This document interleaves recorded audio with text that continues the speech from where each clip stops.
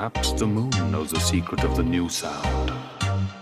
He's so bright and pull on the surfaces. He's so bright and he walking on my face. He's so bright and Open your mind. Let us begin our quest to find the new sound. I've got new. Nicey, zoo. I've got thrice. Look at the shine, everything we need. I've got new. Nicey, zoo. Okay, let's have fun. Nicey, zoo. I've got new. Nicey, zoo. I've got new. Look at the shine, Nicey, zoo. I've got new. Nicey, zoo. I've got new. look at the shine. he's so bright and bright, pull on the surfaces. He's so bright and he walking on my face. He's so bright and bright, pull on the surface, pull on this. He's so bright and he walking on my face. Better bet him. Nicey, zoo. I've got new. Nicey, zoo. I've got new. Look at the shine, Nicey, zoo. I've got new. Nicey, zoo. I've got new. Sound. You must choose. Bimbo, bimbo. My name is Mr. Susan. You must choose, and now it is time for you to do the choosing. I am Mr. Dean. I've got new. You must choose. I've got thrice. Look at the shine. I am Mr. Dean. I've got new. You must choose. I've got thrice. Look at the shine. Trapped in cabinets, trapped in cabinets. Can he get out? Will he get out? 'Cause he will. You like a single time, Vince, yeah. Single time. Better bet him. You like a single time. He walking on my face. Everything we need here. You like a single time, Vince, yeah. Single time. Better bet him. You like a single time. He walking on my face. I did a rhyme. Better bet him. Nicey, zoo. I've got new. Nicey, zoo. You better I've got thrice. Look at the shine. Nicey, zoo. I've got new. Nicey, zoo. I've got new. I've got new. Nicey, zoo. I've got new. Nicey, zoo. you better I've got thrice. Look at the shine. Nicey, zoo. I've got new. Nicey, zoo. I've got new. Look at the shine. Yeah, I did a song. Jupiter, I did a song. You ain't got one. Yeah. Oh, I feel sick.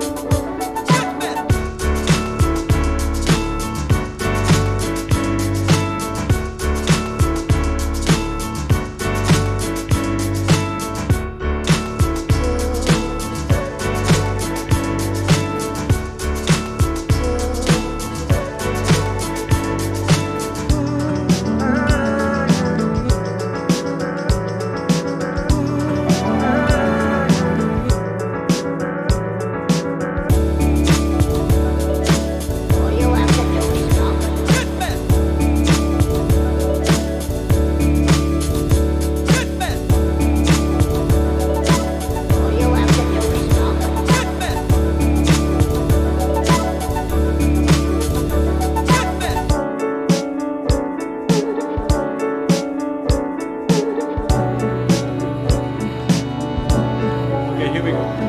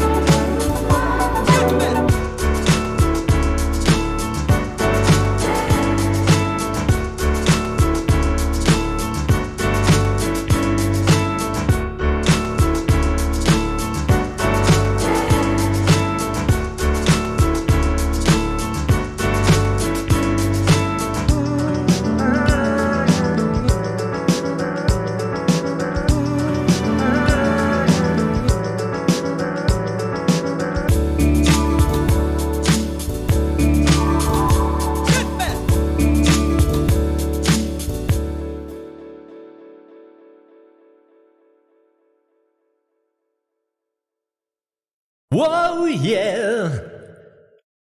Hello, Sir Hippo. Hello, Sir Keegan. Hello, Sir Ghost Rider. Sir Ghost Rider says, Old Greg, someone else has seen The Mighty Boosh. It's a good show.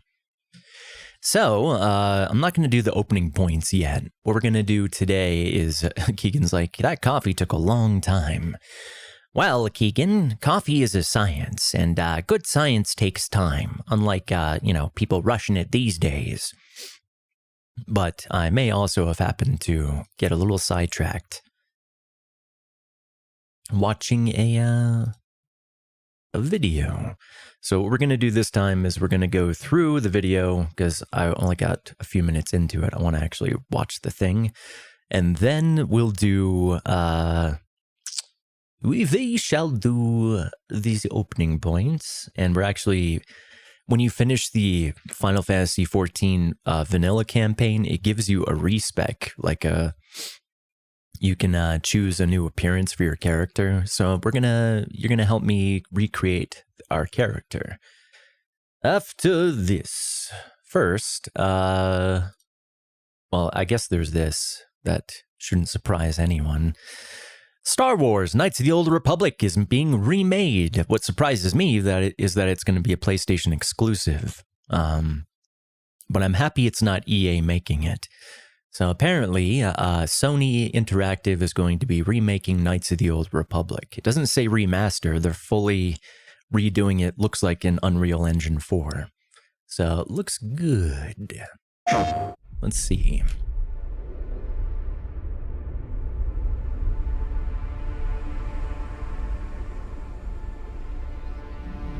Peace is a lie. That is what the Sith believe. You mean the smoke cloud is an actual gameplay? Shocking. They promise power. Now they wield it. We face the greatest Sith in generations. They must be stopped.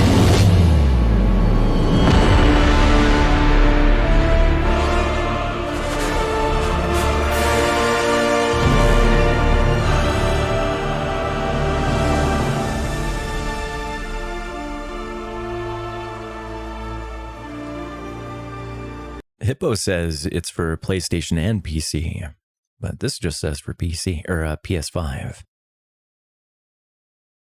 But yeah, it would shock me if they didn't at least release it on PC like a year later, like they've done for other games. But yeah, if they release it concurrently on the PC, I'll be happy. I'll be happy. But the other one I was in the middle of watching was this one. Asmongold, this is going to be my first video reacting to a reaction video. This is Asmongold reacts to How Nostalgia is Holding Games Back by Willie.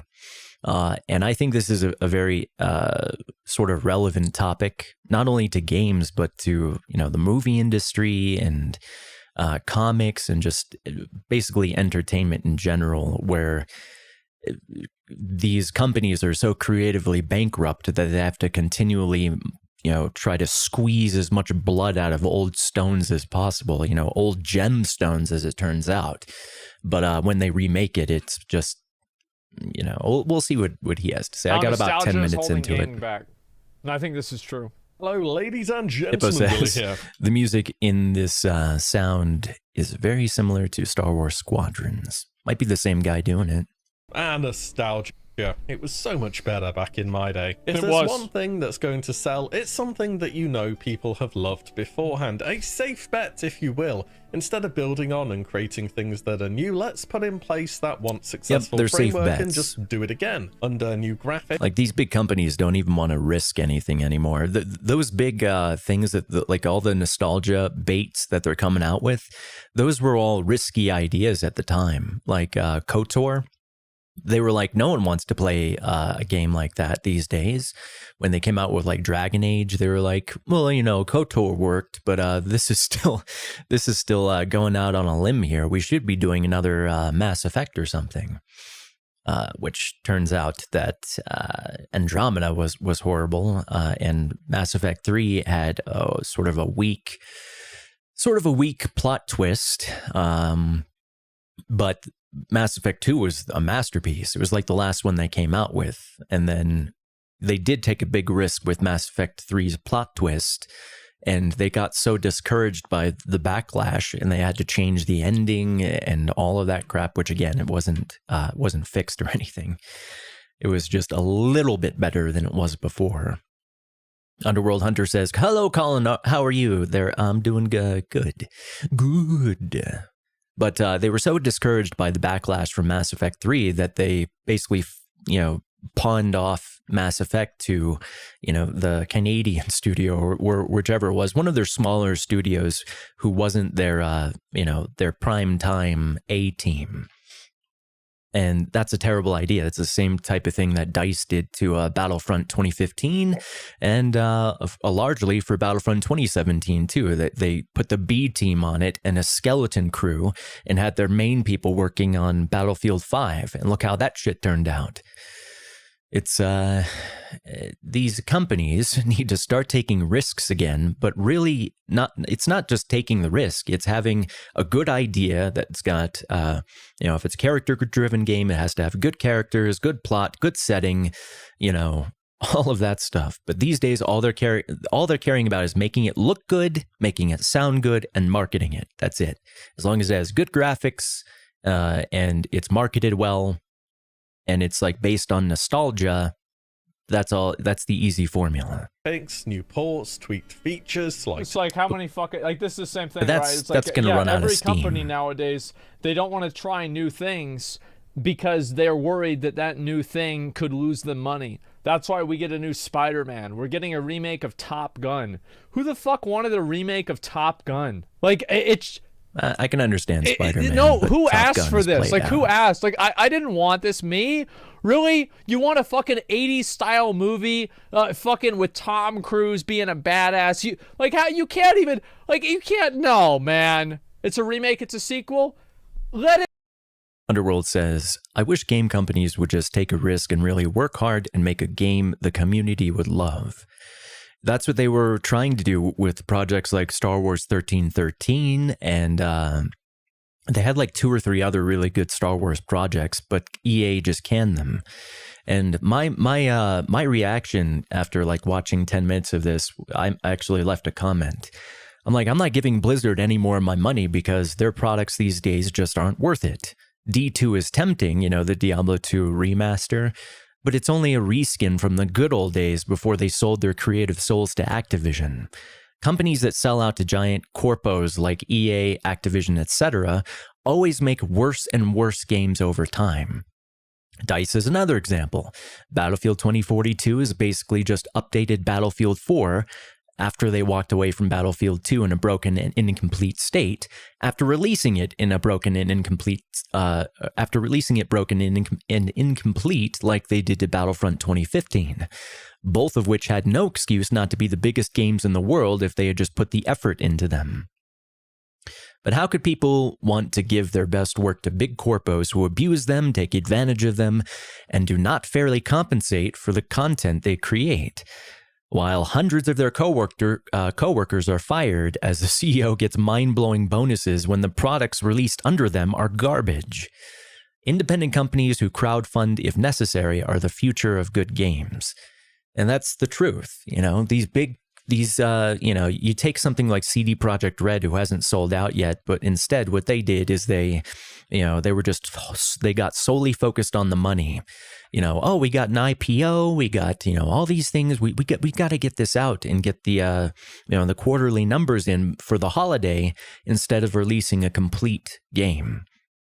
When the financial sort of, in any creative venture, it doesn't matter if it's games, movies, writing, art, when the financial considerations take precedent over the creative integrity of the project will always come out badly. It's an art killer. So if you're going to be a big company who's basically trying to patronize a bunch of creators, being their patron, their patrons so they can make stuff, you have to give them time to actually, give them realistic time to make stuff. Instead, they do the, they try to do the Elon Musk approach of business, where you set a very unrealistic and short deadline to try to get your team to meet that deadline and really push themselves. But creative projects aren't like that. You can do it to an extent, but you always have to wait until the thing is done to release it. You can set deadlines that will keep your creators working hard and trying to keep up and innovating like mad and all those things. But you can't then go, okay, what we'll do is we'll release an unfinished product, because that's the norm these days, is to release a game before it's done and then update it over time to get it into a workable state that the fans will accept and stay with. And fans have been encouraging this because, at this point, it's like, fuck us any way you want. We'll still keep buying your stuff. It's not just Star Wars. It's a lot of games in general. It's a lot of entertainment in general. People are so desperate to escape how shitty life is that they will gargle garbage to get away from it. We need to stop. We need to just put our foot down and start demanding higher quality content and actually complete content. Especially when it's promised, like in the case of CD Projekt Red, even, we had rose-colored glasses and gave them a bunch of passes, even when so many of us were jaded about pre-orders, so many of us caved and still gave them a pre-order. We got to stop.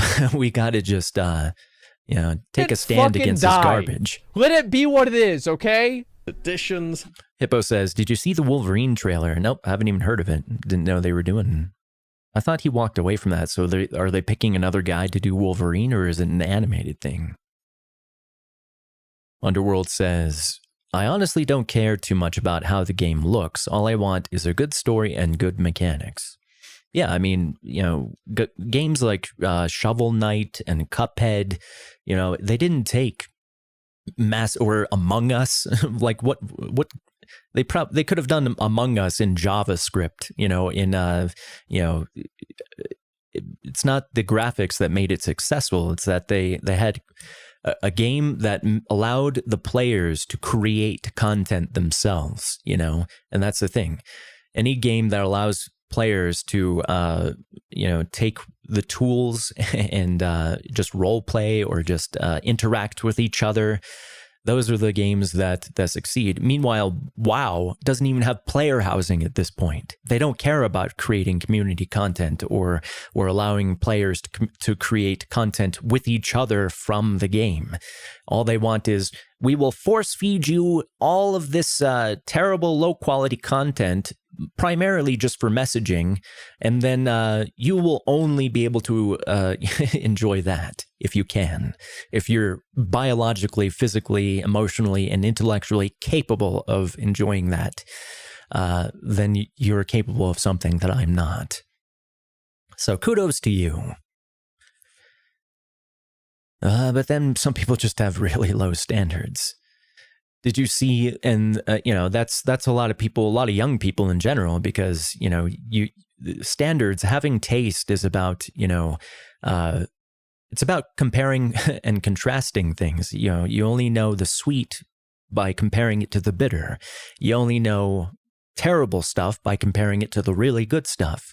So as you expand in experience over time, you'll discover the greats, and then you'll discover how these things are just terrible compared to even what used to be mediocre.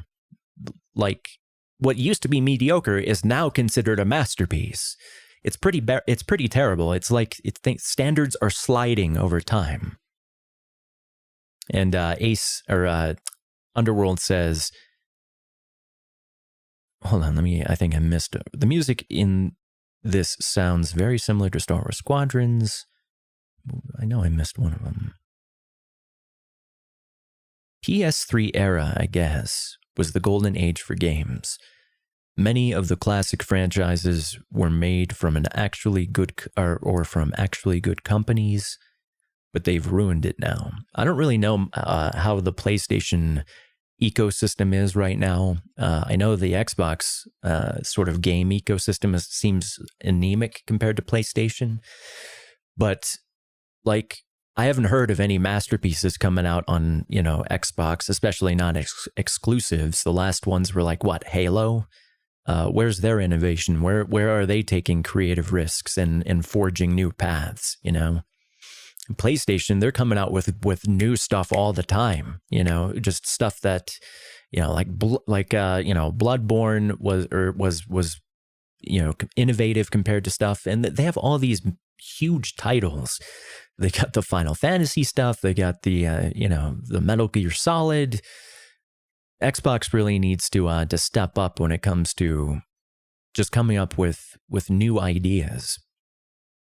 Ghost of Tsushima, yeah. I mean, when was the last time Xbox came out with something like Ghost of Tsushima?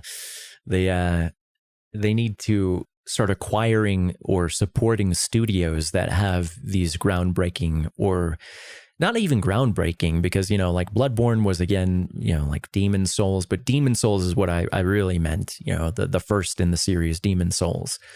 But Xbox just has like Halo. Or for a Holy new price shit. tag, of course. And fans of games... And they don't even have Halo as an exclusive. It's on PC now. So they don't really have anything going for it. Xbox has become what you buy if you can't afford a PC, and that's it. While PlayStation is, haha, even if you have a PC, you gotta get our console to play our games, bitch. And I hate it, but it's actually a successful tactic, I don't want Xbox to make exclusives. They just need to make what they should do, and what I do support is come out with new ideas that are optimized for Xbox, make it exclusive on the Xbox for the first year. That gives the game time to mature, and new content is added, and then the PC players can get excited about it and plan on what kind of mods and skins they're going to do. Because, that's what keeps a lot of games on the PC ecosystem alive, is just the modding community. And that's what makes them more fun and elevates the experience from the base experience. So, have it as an exclusive for 1 year. And then, by the time it releases, and during that time, the developer will be working on a very optimized PC port. And since it's Xbox, it's already going to be easier to port than PlayStation. So it should be like the best ports possible. And then everything goes smoothly. All the excitement builds again. They get to sell it again. They get the market swell of anticipation. And then boom, they get another huge payday. PC players win, Xbox wins, everyone wins. And it's actually a good thing for the PC players to get it a year later, because then all the bugs are worked out, all the things are polished.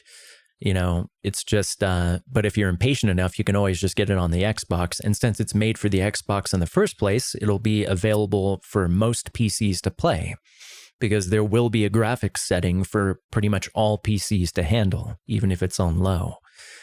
So it works out for everybody. And, Underworld says, Ghost of Tsushima is the best PS game in my opinion. I'm sad. I'm going to get the PlayStation for Christmas at this point. So Ghost of Tsushima is one of the first ones I'll be playing. Final Fantasy VII Remake, Bloodborne I'm really excited for, Demon Souls Remake. So many I'll be going through on this channel come Christmas.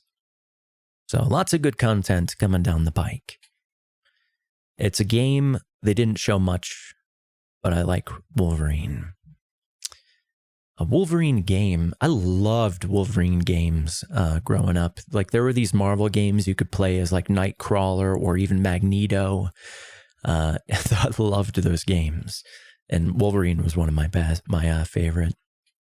He's so good, you know. He's got the only problem was that range. You really wanted someone like Cyclops or Magneto. Magneto was like the best. He was my favorite to play. Tend to be quite at the whim of the developer, each successive title an addition to the collection and the latest in the must-play series. Yep. But for a long time now, game developers across many... I don't know if you saw my comment, but the Wolverine thing I was talking about is going to be a game. And Underworld Hunter says about Ghost of Tsushima, the music in that game was amazing. Yeah, I haven't heard any of the music besides the trailer stuff. But some of the best soundtracks I've ever heard have come out of games, like Nobuo Uematsu, who made most of the Final Fantasy music. He's like the best living composer, in my opinion. The Final Fantasy soundtrack, like when the when you hear a Distant Worlds concert that sort of does an entire concert from that music, it is quite an experience. I haven't listened to it in person, but I've like played live recordings and stuff. I wish I could go in person. A genre have wasted no time. What about a GoPro for that Ruth Chris recipe? That will be probably in sort of a Christmas present for myself as well. To make sure that the games that you grew up with are being brought back to life. Demon's Souls. Then I have like 5 different recipes that I've got planned, recipe videos to do. Mostly just simple bachelor, recipes. It's nothing complicated. It's just like, these are really easy and good combinations of stuff if you're, a poor bachelor like me. With a great deal of care and attention that lead old and new audiences alike to rediscover a relic of the past. I love now this game much less so much. clunk and much more spunk. Sometimes you wonder how on earth. Yeah, this was a disaster. The Warcraft 3 Reforged just goes to show they farmed it out to a completely different company. Blizzard didn't even have the honor to keep it in-house. They spit in the face of all fans, and they lied to us about what we were going to get. Ever given a proper look at, and somebody said, yeah, that's about ready to go. Who am I kidding? We know why. It's for shareholders and quarterly reports, don't we? Maybe this whole video is one big projection from a person and a channel where content has focused around the re-release of a game for a long time, but I've gamed for much longer than this, and it didn't start with MMOs for me either. I think back to it now, and so many of the games which I grew up with have been remastered or re-released now. Yeah. Is the safety net of a re-release always going to be most of the big names you can think developer of from that era have been remade or remastered. and player alike? Or should the future of potential series instead be placed more in the limelight? Should that time and expense be put better elsewhere? And by that era, I mean like PS3 and before. Like, they've even remastered PS3 games at this point. Let me tell you a little story of some of my I think the Demon's Souls was a great idea of how to remake a game, because Demon's Souls was a remake. It wasn't just a re-release. They changed a number of things. They fixed some things. I think remasters are okay. Like, there's some stuff I've seen in the Final Fantasy remake trailer that really worries me. Like new characters added that look really dumb as fuck and annoying. Just when you remake a classic, or when you sort of bring up to date something that was a classic like Final Fantasy VII, I want as few changes as possible. If you're gonna do Shakespeare, you don't insert your own lines and crap like that. Stop it. Yours is not better than the original.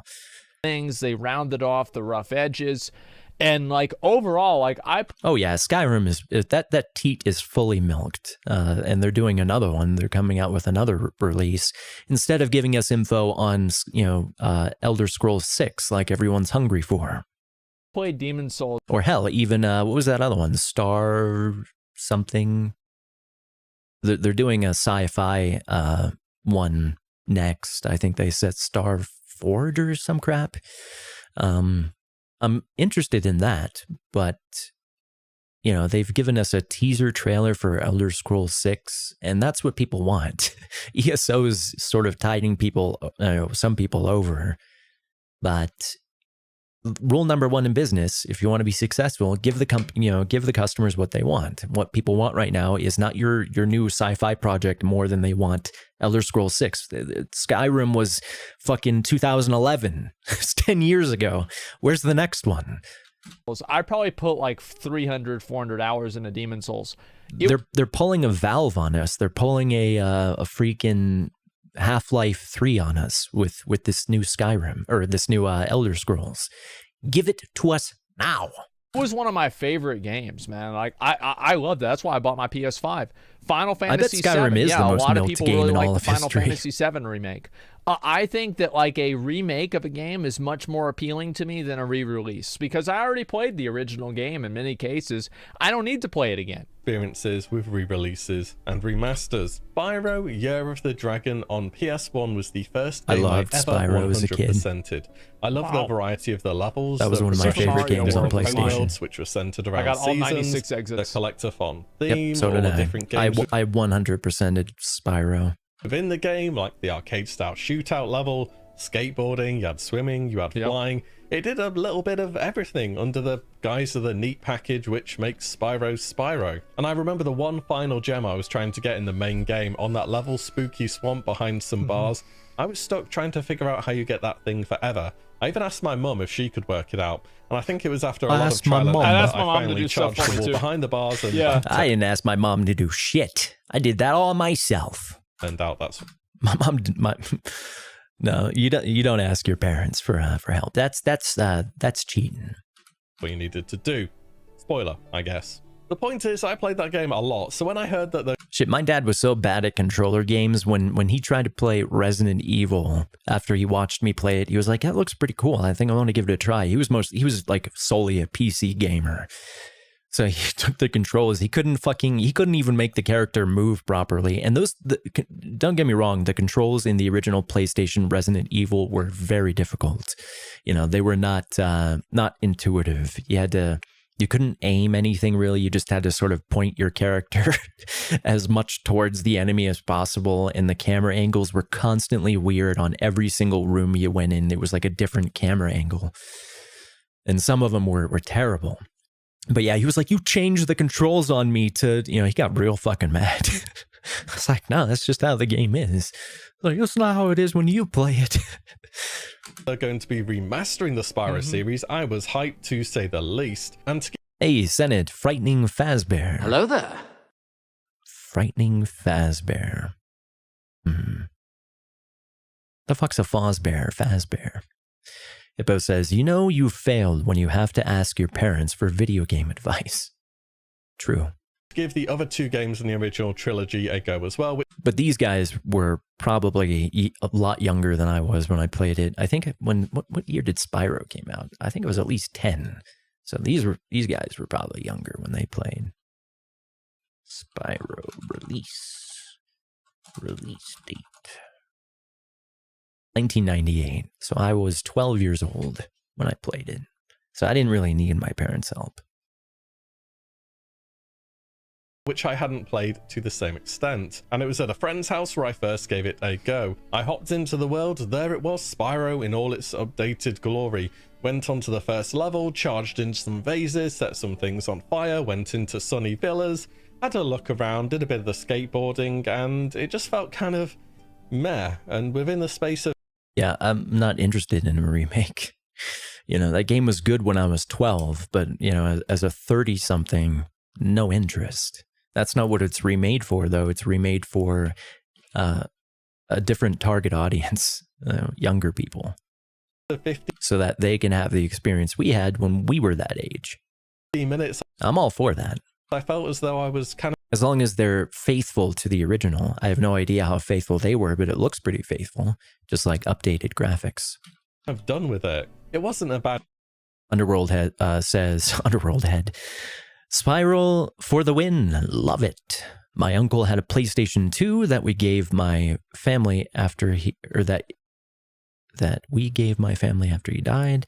but I set it to work with my monitor, and I played Crash Bandicoot and Spyro. Yeah, Crash was another good game. I think the very first game I played on PlayStation was this one called Medieval. That was the very first one I played. By any stretch of the imagination, the animations were great. And I think they they remade that one too. They remake like every game, every decently good game.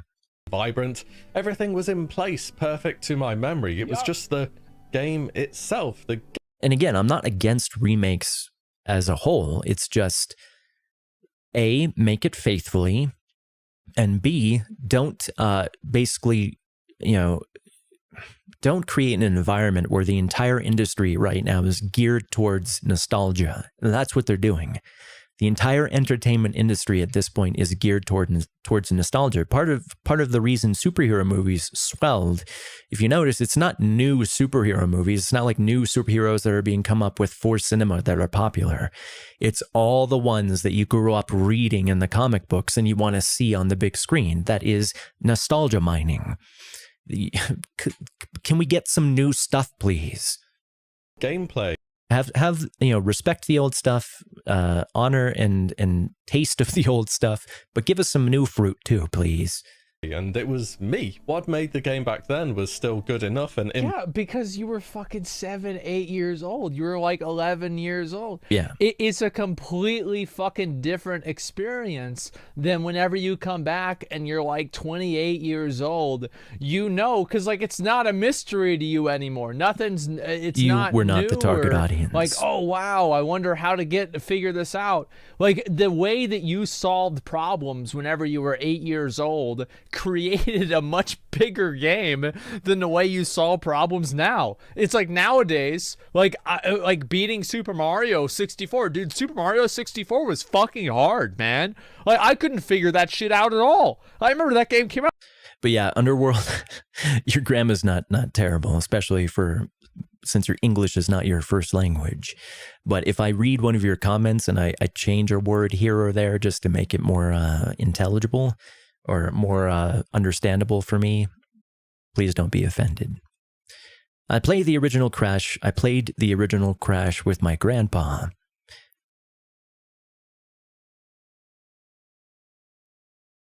It being him to went he played, that one I cannot decipher. It being him to went he played with my uncle.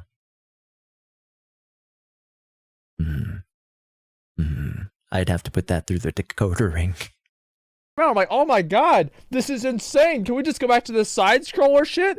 Like I got Underworld says English is my first language. Wait a second. Who was it who was just saying? Oh, that was Sir Angelo, I believe. Yeah, never mind. My memory is terrible. I gotta worry about like my camera position. I guess I'm typing too fast. Yeah, that's my issue too. Like I'm a very bad typist in general, and texting is even worse because I got these sausage thumbs. And like this mob can get me. Like where's my fire flower? I can't just shoot things. Like what's going on? I have to run around Bowser. Why? What if I touch Bowser and I die? And I guess it was so overwhelming to me for me to deal with. And if you compare that to now, it's like, okay, so you just watch Mrs. stream. Okay, that's what not to do. And so now you go watch Simply. Okay, that's how to play the game. All right. And so then you play that and you just do it the right way. And it's like, oh, there's a star up at the top. Okay, let's jump up to the top. All right, this is the way the angle works. Yeah, watch Clint, somebody like that. Yeah, sure. And Clint probably... there's a bunch of Marios it's a completely different experience. That's all it comes down to. It's a completely... Like, I heard Mario Odyssey is really good. Never tried it. Mostly because I just didn't have a Wii. More exclusives. Or what was that? Was that the Wii or was that... what was the other one? Different experience. And I can go back. I remember I did this with Super Mario RPG. I went back and I played Super Mario RPG. Nintendo has like the dumbest names for their consoles. I wish they'd stop. Thinking about all the hard parts in the game, nothing about the game was hard. I beat like every boss the first try. I got an item and I just read what the item did. And I'm like, oh, well, I can use this item in this way. And then the boss came up, and I used the item in that way, and it was easy. I one-shot every boss up to Smitty. Yeah, kids are dumb and have no taste. Another game which I spent a lot of time on, as well as just cumulatively between Tomb Raider 1 all the way up to number 5 Chronicles. Yep. We don't talk. Ghost Rider says, Colin face cam reveal. Nice beard. Yep. Look, that's me right there. Talk about after Chronicles for Tomb Raider. And once again, I heard of...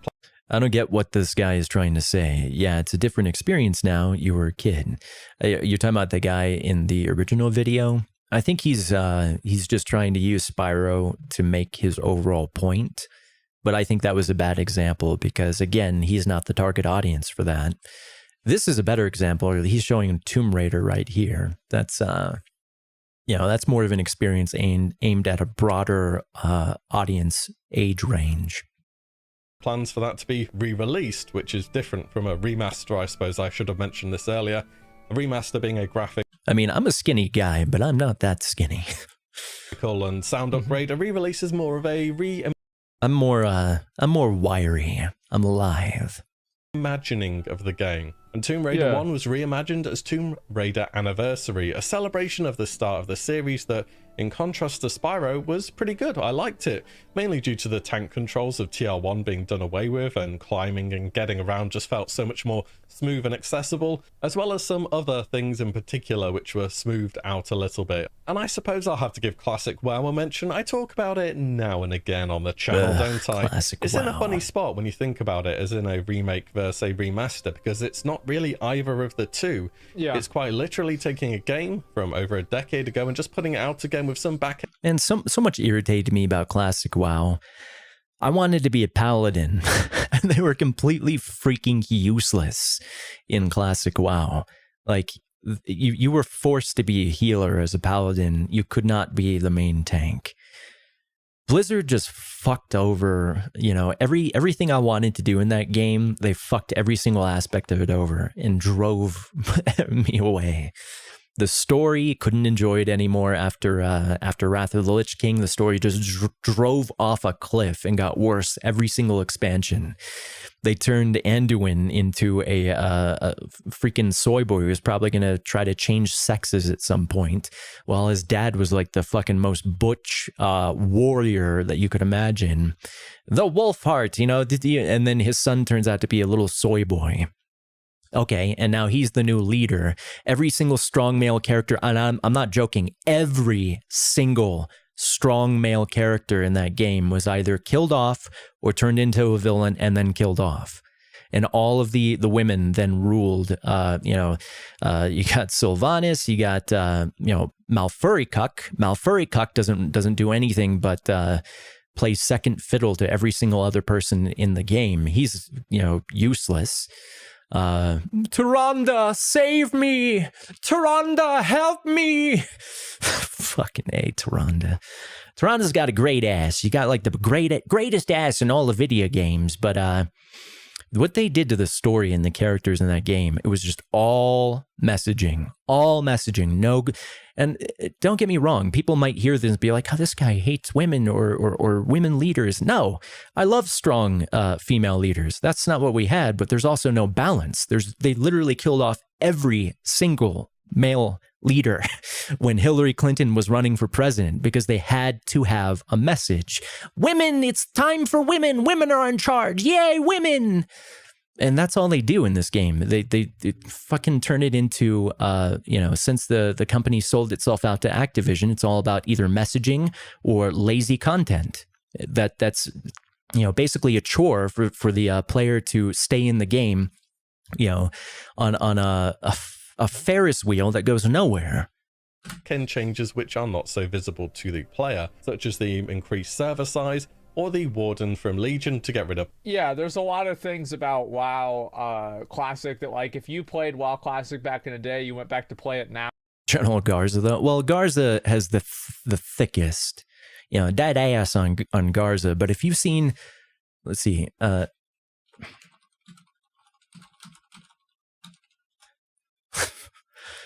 Tyrande in Heroes of the Storm has like the best ass. Let's see if we can find out. That covers it up. There's got to be a good booty shot. No, these are weak sauce. Of course, they gotta choose all the costumes that are hiding the booty. Well, you know, that's a better representation. That's more accurate. But she has a great booty. The art team did well there, earned their pay. Now, but I guess they forgot that sex sells and that their primary audience a lot of the time is, you know, teenage boys. Sex sells. So, but they're these fucking, SJWs are the modern Puritans. Can't have anything fun, can't have anything risque. Everything has got to, toe the party line and meet your purity tests. One of the guys that helps me manage my investments, he also played WoW, and so... Underworld, who are you kidding? The FBI already has all of our search histories. There is no such thing as privacy. He went and he played classic WoW. I mean, the government knows. He just said, it's like, yeah, it was the way it used to be, but everybody's a fucking asshole and a dick, and I just quit. Like, that's it. Yeah, he just quit. Like, my dad was a career intelligence officer.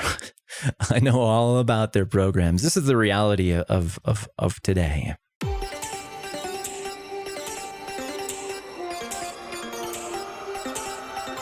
government knows. The government knows. The government knows. The government knows. The government knows when you masturbate. The government knows when you masturbate. The government knows when you feel alone and it's getting late and you're sitting at home, looking straight through your webcam, looking at you as Uncle Sam. Look him in the eyes with your balls in your hand and stick it to the fucking man. Stare at the screen when you unpack. The government is staring back. This is how they know you best, with a dick in your right and a mouse in your left. No more interest in the Middle East, so they look at you while you touch your meat. In the middle of a truce, they put the equipment to the use. Why do you think you pay the tax for drones and spies computer hacks? Tax has gone through the roof, at least it's put to good use. The government knows. The government knows. The government knows when you masturbate. The government knows when you're whacking it. The government knows when you feel alone and it's getting late and you're sitting at home. They fill the sky full of drones to check on you and your bone. Size don't matter to the CIA, they can see your dick from outer space.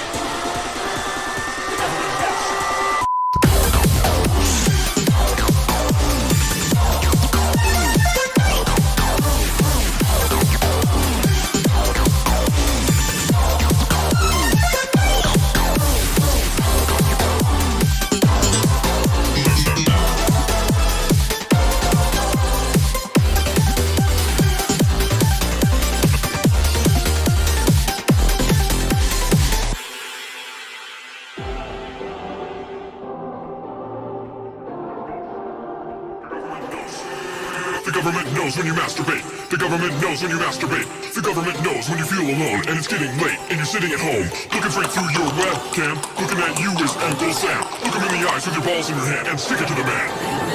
In the zone, weird look on your face. This is how you're stored in their database. They're all around, they're all no win. The only dick they haven't seen is Edward Snowden's.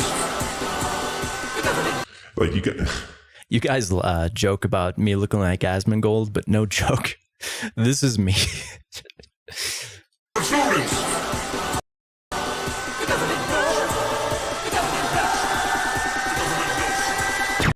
This guy had my body before I joined the army.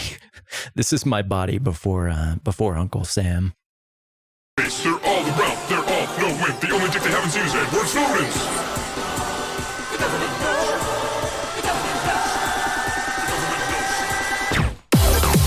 Before the super soldier serum.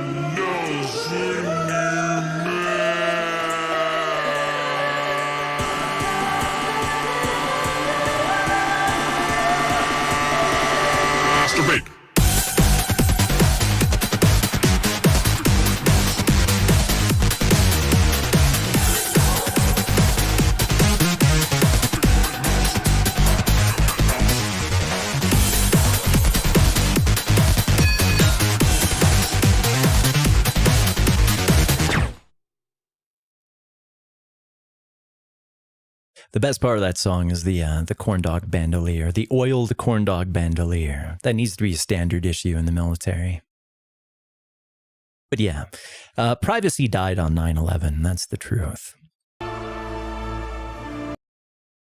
Wrong one. Like, and I think that overall, yeah, it's the same thing. But like, and like he stopped playing because like we talked about it. I was like, yeah, because it's like you had that experience, and it was like, this is something that you did whenever you were in high school, or this is something you did whenever you were in college. And if you go back and you have it again, you just can't. You just can't. That's right, Underworld. This will be your therapy. Can't have it again. Just listen to Papa Asman. Yeah, you never go back. Yeah. I think people always want to have like that nostalgia. They always want to have like they're chasing that dragon of having that feeling that they had before, and it's never going to come back. Bots, which definitely. It's funny too, because a lot of these employees literally are chasing the dragon, like fucking out of their minds on cocaine and heroin and who knows what else. You know, they're ayahuasca, you know, they're fucking Los Angeles designer drugs. Oh, well, we found this new shit in South America. Let's put this in our veins and then try to make a game. Definitely works. If it were a remaster, I'd expect different character models, animation. They're too busy doing, you know, cubicle crawls to put in good work, you know, distracting other people from their good work. And those women in those booths are so fucking pissed at these toxic men in charge that they're killing off all the men in the story. And there are no good men in the story anymore. It's all just one evil woman and, you know, and then like Tarande, and they have no balance, as all things should be. Updated sounds and a soundtrack. We don't have those. For a remake, there would be new abilities and talents, dungeons, raids, battlegrounds, or zones. We don't have that. I'll put that in the music channel of the Discord. It's a little bit closer to a remaster than a remake, but ever since the days of... Nowhere actually has a lot of good songs. There's sort of he's sort of an undiscovered gem. Well, it's like he and her. But his name is blah, blah, blah. He's got a few different projects. He's a mind-blowing drummer as well. Well, maybe we'll listen to another one a little later. What is that guy's name? Our lead singer. Why do I have such a... It's funny because my memory is never this terrible when I'm not streaming. It's like just when I need it, it's not there. Oh, Lewis Cole. That's who it is, Lewis Cole. But yeah, we'll listen to another Knower song later. He's great. They're great.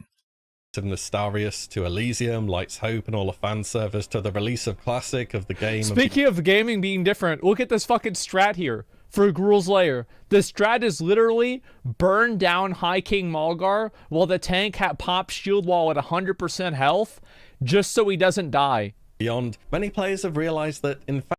I mean, if I didn't have excuses, what would I have left? Look at this. They don't really just want a copy-paste job, but actually a reimagined experience. A classic plus version of the game, if you will. Exactly. And since Classic has been... what Classic really needs most, and what WoW really needs most, is a completely new game system. They need a new engine for the game, because the game's not meant for... They made WoW, you have to understand this, they made WoW on the same engine that they made Warcraft 3 on. It was made, the engine was meant as a strategy game engine, not as a massively multiplayer engine. That's why Classic back in the day was so chuggy and you know, laggy, just terrible. And even now, after all of the optimizations and how much they've changed the engine over time, they really just need a new engine, one that's specifically made for that many people playing on the same server at once. If you tried to do like certain multiplayer or PvP maps, especially the open world PvP maps, if it had more than like 30 people on the map at the same time, you would be moving at like 2 frames per second and nothing would work. And, you know, abilities wouldn't pop off, or they'd pop off like, you know, 20 seconds late. It was terrible. re-added to the PTR recently, a lot more discussion around. They actually tried to fix these problems by reducing the amount of, like the size of maps. There's only a few 40-player maps now, but they used to be more than 40 players.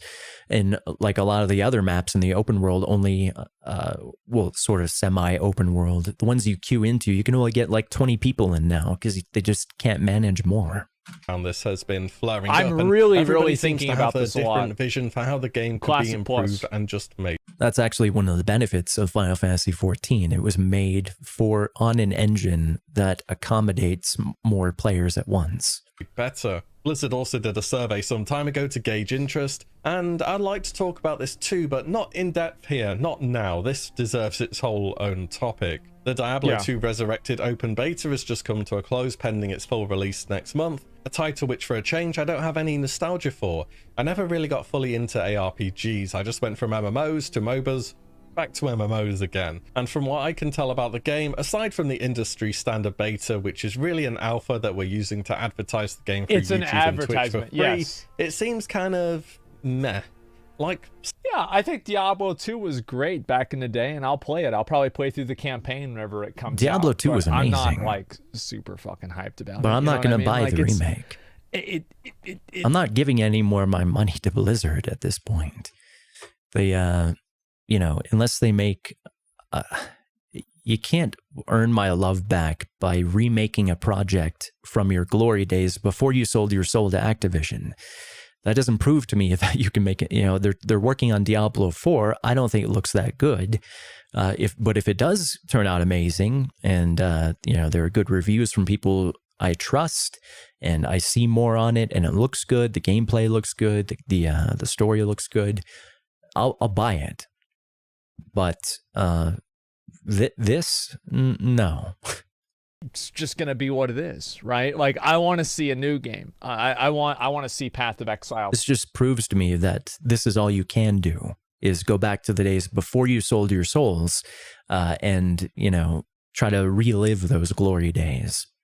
I want to see Diablo 4, an old game. Who gives a fuck? Spyro, not bad by any means. It looks great, and I'm sure as a D2 fan it's going to be a nice trip down memory lane, and probably will be a fun first playthrough through to the end game. But once you hit the end game, solved. Best farm spots, no. Yep. Best builds and item combos have been fully mapped out for years and years. Yep. It doesn't look like there is anything which will truly make it exceptional anymore. This is similar to what classic WoW fans are really starting to experience. The game is good, and it scratches the itch and meets demands of what so many players want from an MMORPG. But what a remaster can never do to an old player is offer anything new, which sounds kind of very dumb and obvious. But if the Rubik's Cube comes to you solved, what is there left to do? Are you going to try and jumble it up and make it a mess again and resolve it? Yeah, that's why people play Red. Yeah. That's the whole thing, right? Is like, and they do like the speed runs, and they're like, okay, well, now it's not about clearing. It's not about clearing it. Now we have to do it. Anyway, trying to pause it. Goodbye, Sir Hippo. Good luck on the Calco mark. Really fast, or we have to do something else. Yeah, that's what it is. Yeah, McConnell wanted to do something different. I mean, you saw how that went. You play Moonkin, exactly. It's something special. Let's say that. And put it on your shelf to look at and say, that looks nice. When WoW first came out, it completely changed the landscape of the MMORPG genre forever, and still. I like the new form that they have for Moonkin, but I never liked the fat owl bear thing. It has lasting impacts. Hello, Colin. Hello, Sir Anakin. On it to this day. Despite changing little within Classic, the population of it is something absolutely staggering that any developer would die to have on their game on launch day, let alone on a remake with no new content planned and not much to do for many players after nearly 3 months. Diablo 2 Resurrected feels much of the same, another hugely influential game, and the prequel to D3, which to this day is still one of the best-selling pieces. Yeah, resurrected like a zombie by a zombie company that doesn't understand it's dead yet. It's just an undead thing shambling along, dropping off dead pieces of itself. PC titles ever, and has set the tone. It should not be. Like, I really think that Diablo 3... I think that Diablo 3 has gone nowhere but downhill. It has just gone downhill. Every good day first, Colin. patch has just made it worse.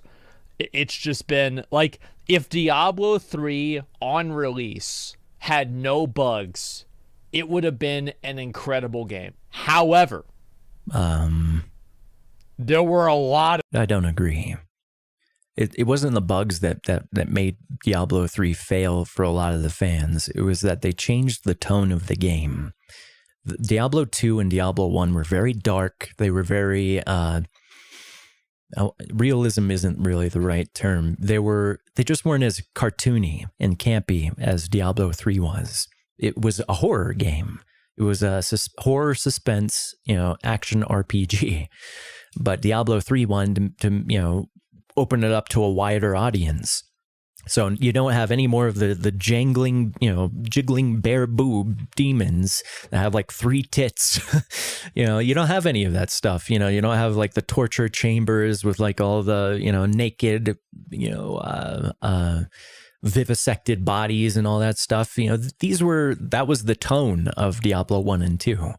So they failed on tone for Diablo 3, and on top of that, they got rid of player trading, the player marketplace. One of the biggest things that kept Diablo 2 going was the player market. You would have to scrounge for stones of Jordans that you could get the best gear in the game, like the Wind Force and the Crusader bow and all that stuff. But with Diablo 3 killing player trading so that they could artificially inflate playtime by forcing players to either do it themselves, or originally you could just buy it for real money from their auction house. It's terrible what they did to that game in every aspect. A lot of bugs. There were so many fucking bugs. It was And then there was the bugs on top of those problems. The bugs weren't the only issue, but Asmon liked D3. I just don't. Insane. The auction house? His argument is that on a previous video is that Asmon's actually the one who got me into Final Fantasy XIV, because I haven't watched anything from Asmon Gold since the days I was playing WoW. Because, if you're a WoW player, you will eventually get recommended an Asmon video. And I wasn't a big Asmon fan. I didn't understand how he was so big. But he actually has a lot of reasonable takes on just very simple and reasonable takes on pretty much everything I've heard him talk about. So I think that's basically the root of his popularity. He can break things down in a way that everybody can understand, and most people agree with, because it's just common sense. Yeah, I think I But he's wrong on Diablo 3. Agree with you. I didn't like the real money part of it. Yeah, that was bad. But like I wanted an auction house in Diablo, or like a way to trade. I remember like people for like high value items, because 2 bill was the most that you could sell an item for. For high value items, you would sell them. But yeah, I was feeling like nostalgia, or I really wanted to play a WoW game again. So I was like trying to look at the current state of WoW, and then just by happenstance, when I was looking at that, or wanting to play a WoW type game again, it was during all of the things coming out about the sexual abuse and authority abuse among Blizzard executives. I was like, oh, wow. And then I looked at the actual state of the game, and it's still completely broken. It's actually worse than ever now. And their response to this is, a big blue post saying, we're going to fix all the things that all the fans said that needed to be fixed before this expansion even came out, a year after the expansion came out. And they've repeated this cycle with expansions, every single expansion. Players on the PTR server will say, this doesn't work, this doesn't work, this doesn't work. Please don't do that, and please do this. But Blizzard will completely ignore all of that for at least a year. And then to get people to come back to the game, they'll announce, hey, all that stuff you wanted in the first place, we're doing it now. And some people still fucking fall for that hook. I'm still on D2 JSP from back in the day. How many other ARPGs set up their UI, inventory, gearing, and just gameplay patterns in general. And as for both of these, they still hold up well due to how much of the landscape of gaming has morphed around their image, as players have flocked back to try them again in their millions. And if you're a fan of the MMO or ARPG in any capacity, You've probably tried them at some point, not just the remakes, but the originals. But for today, these games are not exceptional anymore, nor are they groundbreaking in what they deliver, nor should it be expected for a last... I mean, a lot of them are, just not the ones you're showing. I played that on my dad's Nokia phone. Once again, it's just a nice visit down. I would say Final Fantasy VII is still a good game by today's standards. It's a timeless game. There are timeless games that hold up even today. Memory lane, perhaps to see things again, or other bits that you know you had missed the first time around. Of course, Blizzard really has to get Diablo 2 Resurrected right as well, which, considering the beta was missing a number of classes and the majority of the game... God, Sylvanas used to be ugly as fuck. So, like, one thing I want to say is, like, I'll give you an example. She's still ugly as fuck, just on the inside.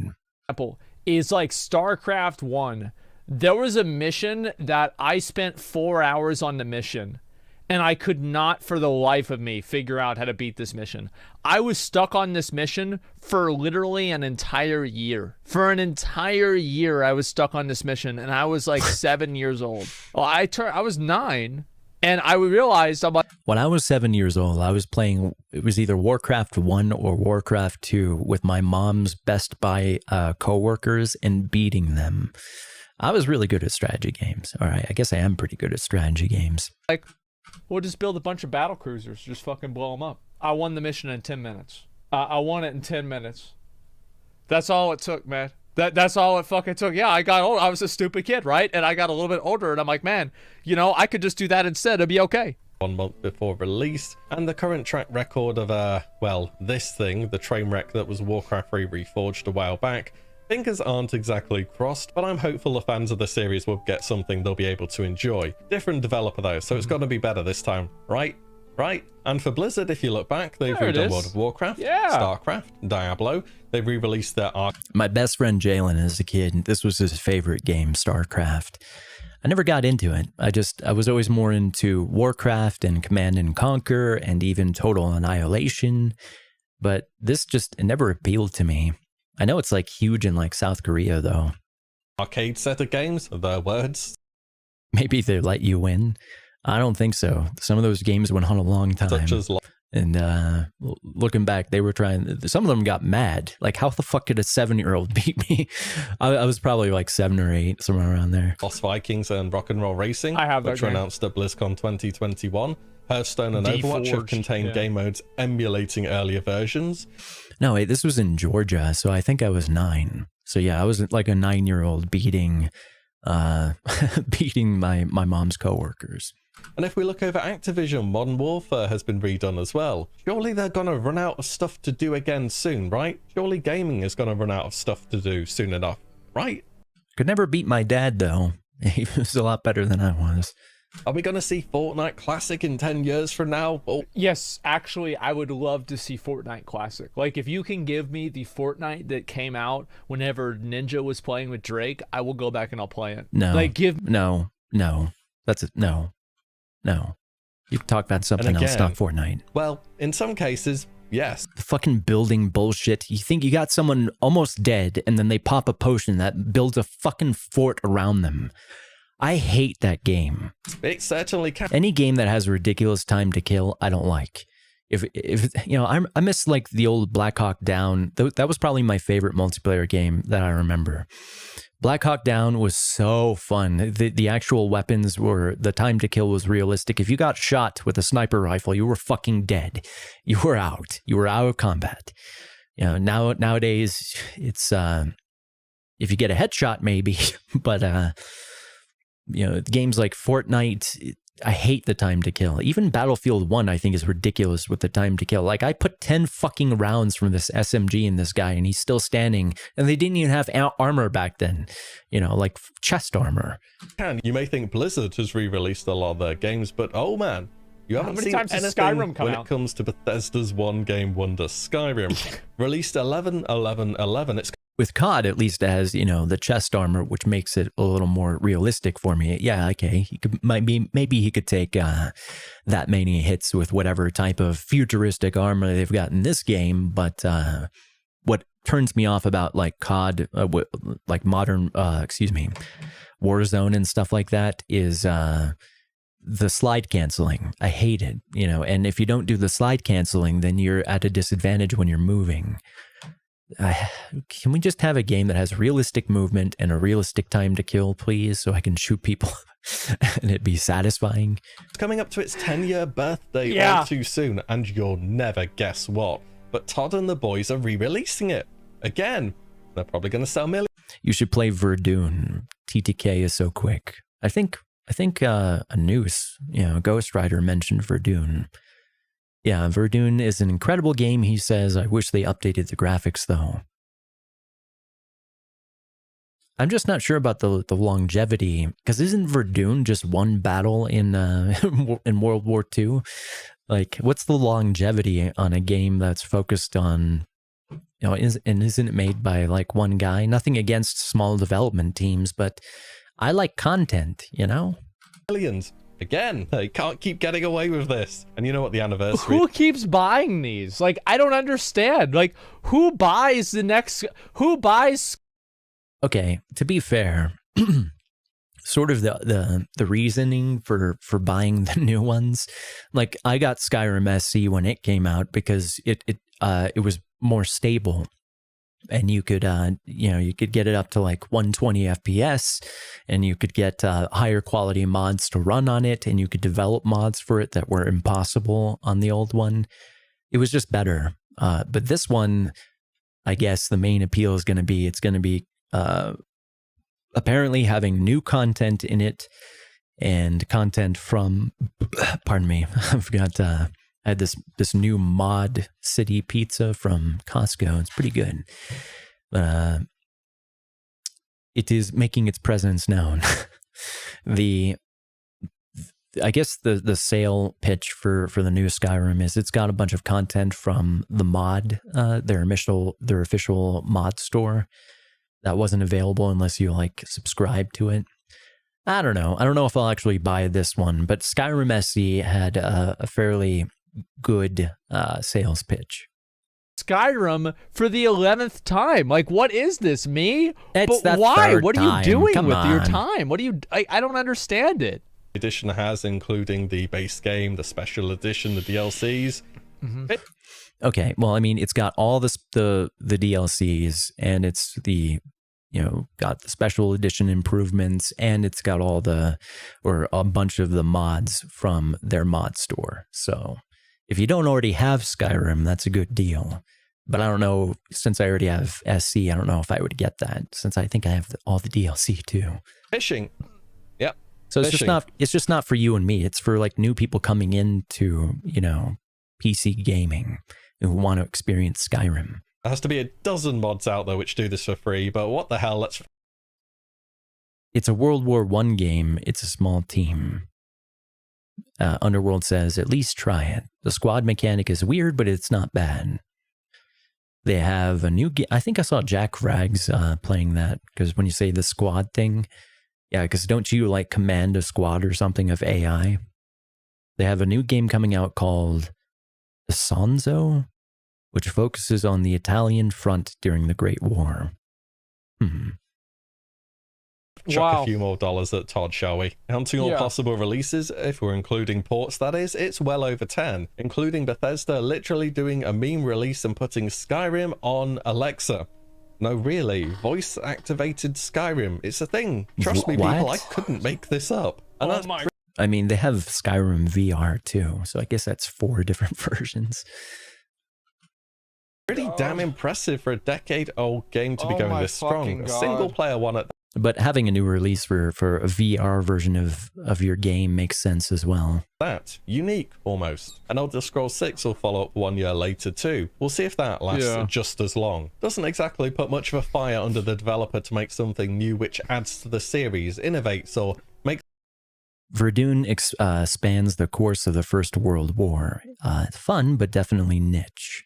improvements to complaints commonly found in the How much is it? Is like, what, $15 or something? original game, though. Maybe this is a good thing, that the game can be propped up by its past while the dev works away on its future. So much extra time and effort can be put in at a time where it's all too common to see highly anticipated games rushed out to disastrous launches to appease suits and spreadsheets. Or maybe it's easy to Cyberpunk. justify outsourcing a previously successful title. Oh, we gotta see that one again, dude. Rushed out to disastrous launches to appease suits and spreadsheets. Yep. There's some classic cyberpunk gameplay. Or maybe it's easy to justify outsourcing Look at how the traffic is moving.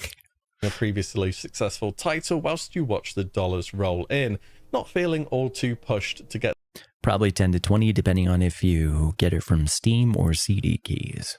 the next big thing in the I might check it out.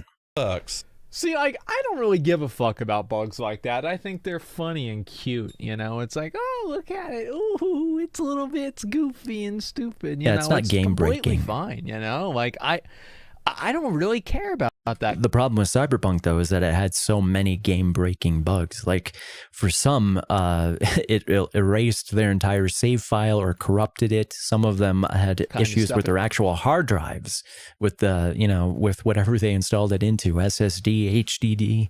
Doesn't matter that much to me.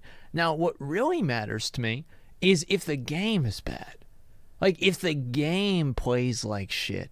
It's like in PUBG, right? Where you get behind a wall and you get shot and like doesn't work with the way it does in CSGO, right? That's not supposed to happen. Like, What kind of wall was it? What kind of round was it? And it makes sense. If it's like most rounds can go through most walls unless it was like a brick building or cement. like the jankiness can be endearing, but the game Ghost Rider says, I'll gift it to you. Well, good sir. Let me do some more research on it just to see if it would be a game I would be interested in. Like, let me watch some gameplay before you gift it. has to be good. Because I was never really, one of the reasons I didn't play, what was the Star Wars game, Commando? Commando. I didn't play that one because the squad mechanic just wasn't that interesting to me. I'm not interested in, using, if I could do it by voice, that'd be a cool little gimmick. You actually put on your headset or whatever and you command your squad vocally to do things. I would like that. But if I have to press a key to get my squad to do something, I'm probably not going to be into it. Somewhere. Because oftentimes when I see release or remaster, if I hadn't played it in the past, I'm just not really too interested, and I'd rather see the dev put their time into something new rather than trying to re-deliver the old again. Well, that's all they can do. That's all Blizzard can do at this point. Hello, Sir Angelo. How's it going? Hello there.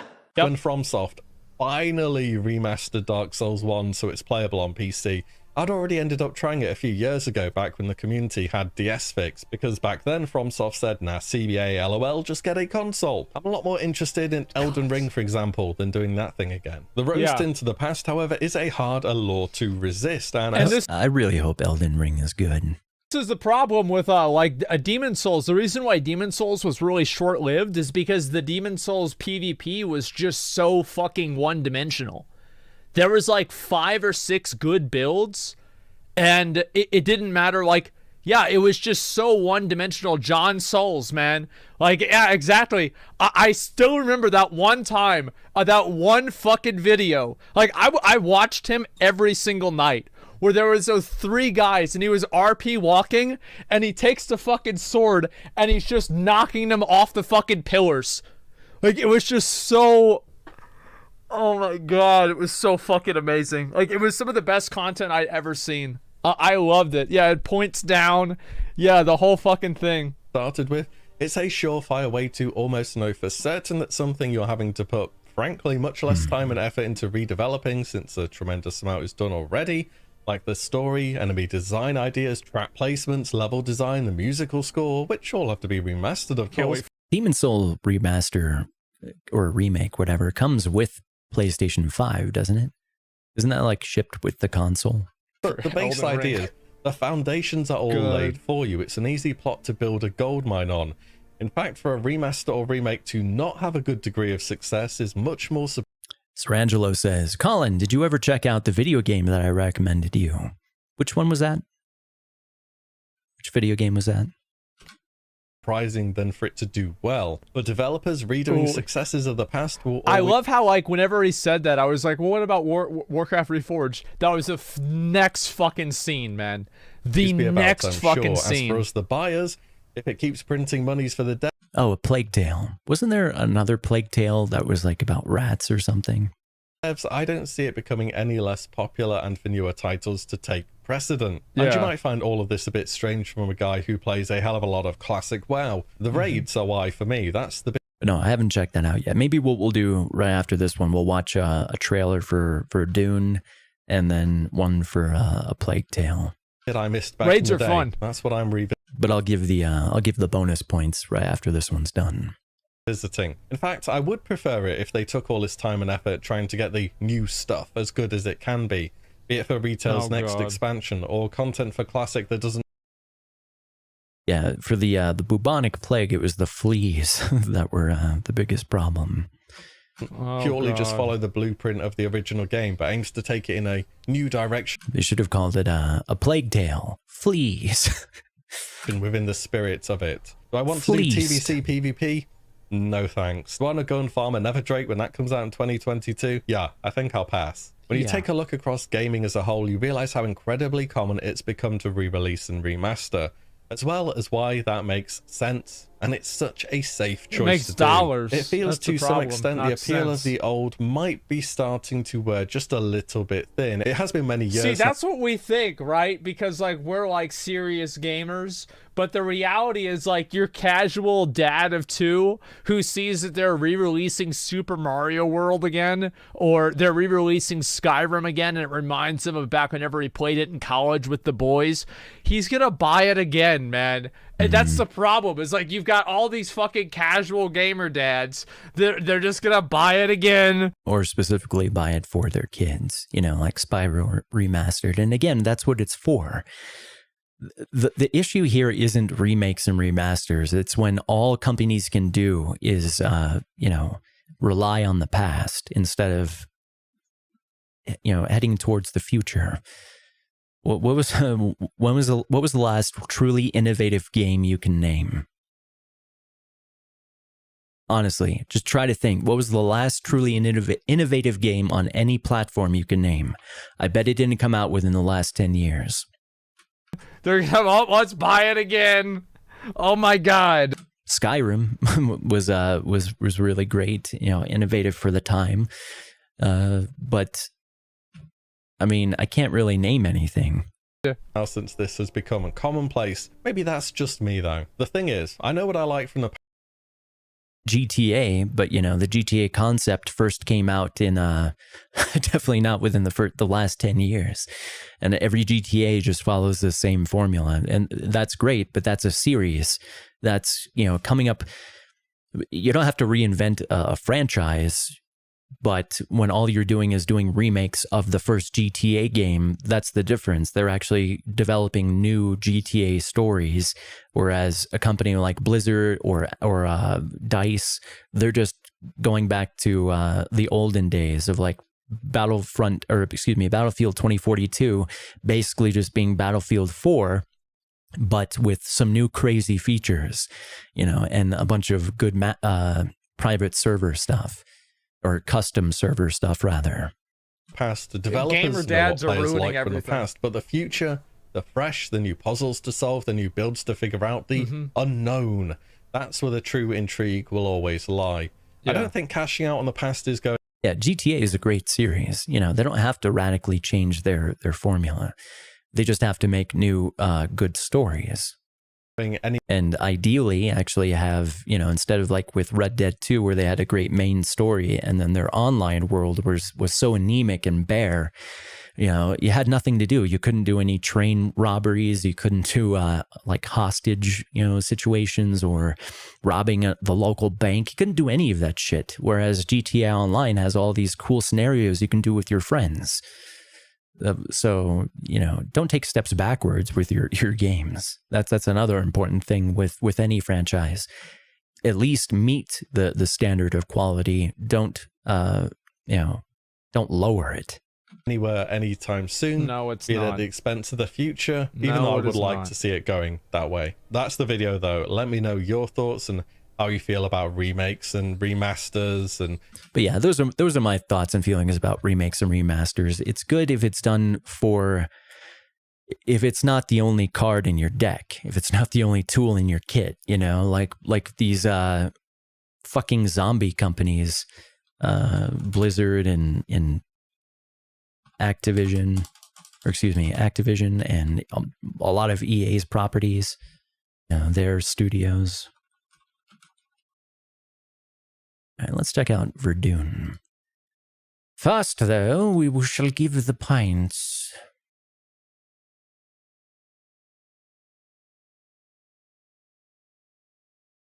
All right, so I'll just give, I didn't stream yesterday, so I'm going to give 500 to everybody.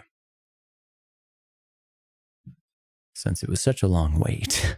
It's like an hour and a half, and I just now gave the opening points. All right, so let's check out Verdun.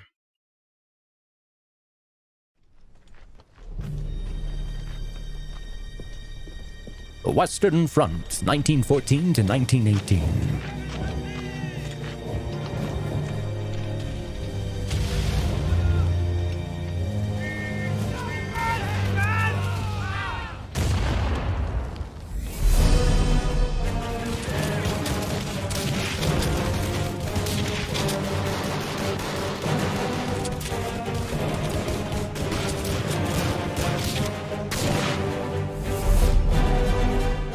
What is this, like 30 frames per second gameplay?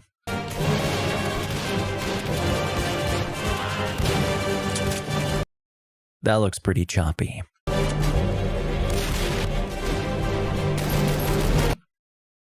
Oh, I see. It's from 2015. All right. Well, let's see. Let's look at the Asanzo one.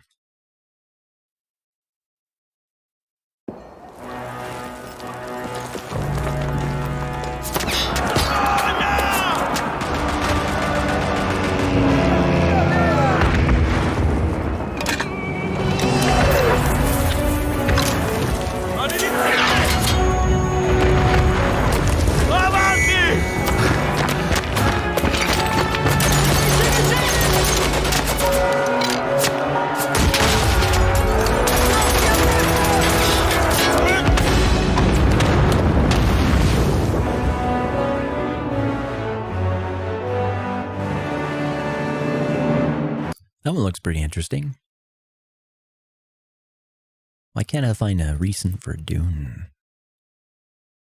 Let's try this year and say Verdun gameplay.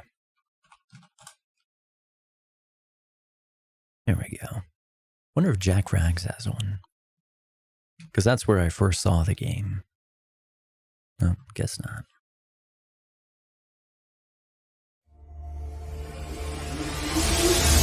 Holy shit, that's loud. Rifles are one shot. Just get to the action.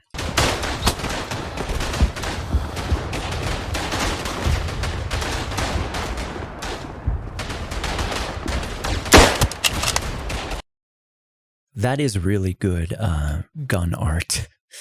And the sound, nice. That's like one of the best just representations of a rifle in a game I've seen.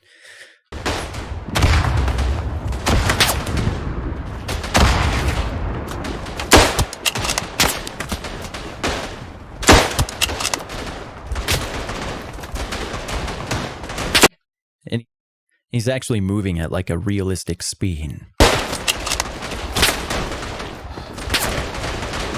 You know, with like pulling the bolt back and everything.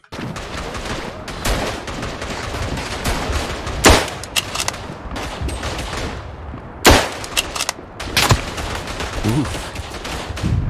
See, that gameplay reminds me a little more of like Black Hawk Down. I wonder if there's... Oh, this is something I would be interested to check out.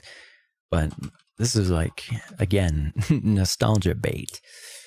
Black hole, black hole sun, won't you come? Do not come. We do not want you to come. I did it again. Was that from PS2? I played it on PC. Yeah, Delta Force Black Hawk Down. I loved this game. I played this so much. Still my favorite multiplayer. As far as like war games go. Outside of Star Wars. 50 with Team 1. Let's move! Command, Yeah, that looks weird. this is our engine block shot out almost daily. Get off the turret. Tango 3. Yeah, he's got the Barrett 50 cal. That thing puts you down in one shot no matter where you hit. We'll head out before the fighting picks up again. Command, Victor 1. We're in Overwatch position. Mogadishu! But yeah. There's gotta be multiplayer. That's the campaign stuff. Delta Force Black Hawk Down. I also liked SOCOM. Like on PlayStation, I played SOCOM like 1 and 2. I liked those as well. This one might be good. Multiplayer from 2019.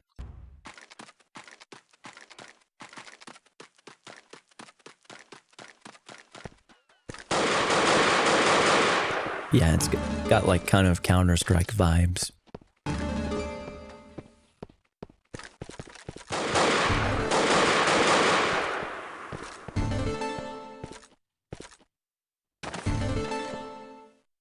Get to the shooting and killing.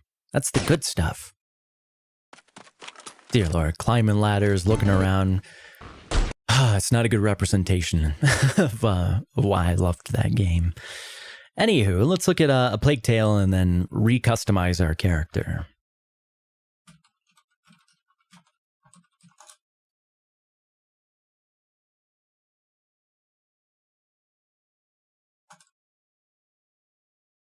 It's 2 years old already? I'll go with PlayStation. Rated M for mature. Amicia, I want to see Mommy. Hugo, I want her to come back. I'll carry you. Mommy is dead, Hugo. You'll never see her again. Go away! Hugo, no! Leave me alone. Don't take too long. I hate you. It's for your own good, Hugo. I'm sorry, I'm sick. They've come back. Everything is all right now. Why did she keep resisting like that? Only our methods differ. We have the same goal. We both fight the plague.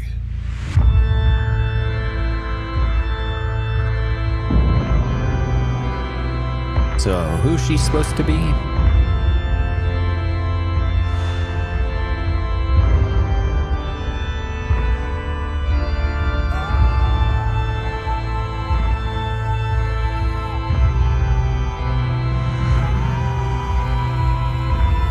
Is that Arya Stark?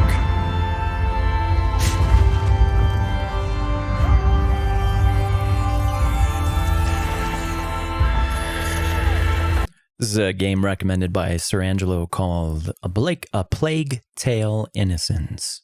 What do we do? I'm sorry. We have to get out. Just run as fast as you can. They're running away. Kill their sister! Run! Take the boy alive! You'll pay in the end!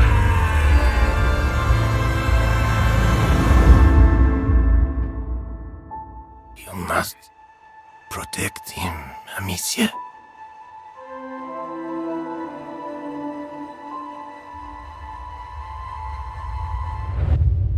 Yeah, it does look good.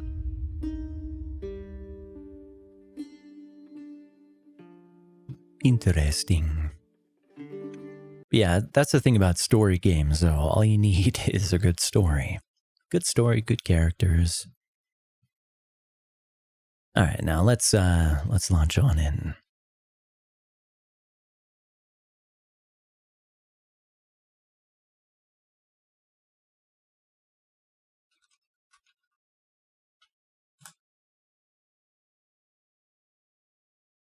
We are starting Heavensward today because I finished the vanilla campaign. So it's the first time I'll see anything from Heavensward. Heavensward, whatever. We really hate rats. You're like the dude from Suicide Squad.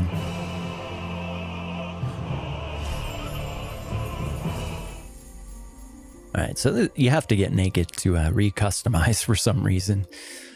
But this is the way our guy looks right now. What other game does that, though? No other game makes this so that when you beat the vanilla campaign, you get to, you know, redo how your character looks. You always have to pay for that.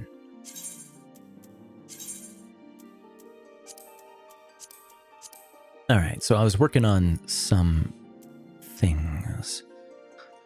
What was I looking at? I think I was looking at a few different noses. Like, this appearance is already a little different. I saved a few changes. But I'm trying to decide between a few things. Like, between these two noses. Like, I don't want him to look too girly. I want him to look manly. Like a tank. He's a tank. But also between these jaws.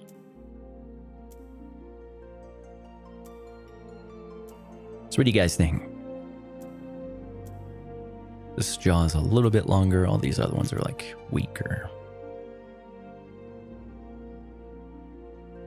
Probably looks more normal with 3. It looks like an e-boy. I mean, technically he is. And let's see, with that jaw, thinking like the broader nose.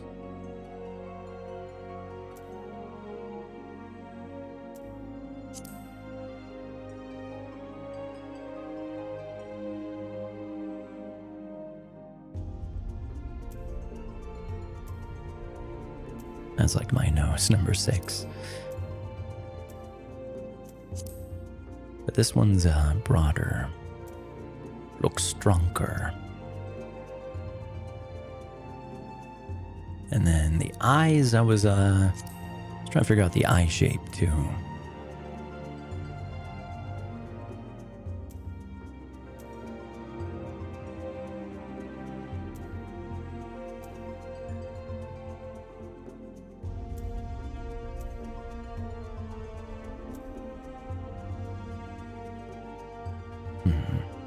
Is that Dolph Lundgren?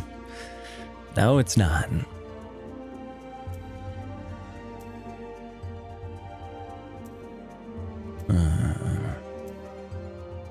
I'm fine with the mouth, I think. Yeah, these look dumber. That's not too bad, but that's it's more of a... Those are some DSLs right there. We'll keep it more of a stoic mouth. It's as tall as he can be. I'll keep the hair the same. I think I'll keep the eye shape.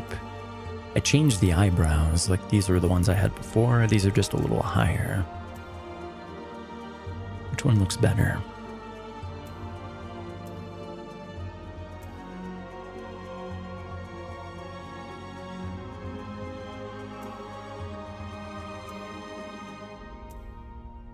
I don't know, chat.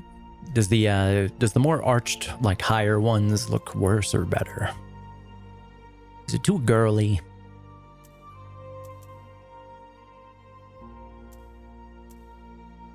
Doesn't really make much of a difference far away. I've been streaming for 100 minutes already. Wow, what time flies, yeah. We're like an hour and 40 in, and I haven't really even played yet.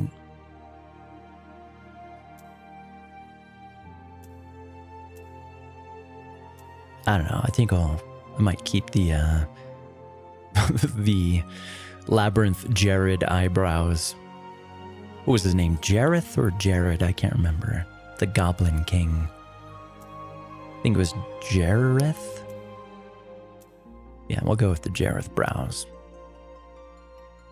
But the nose will be the final thing.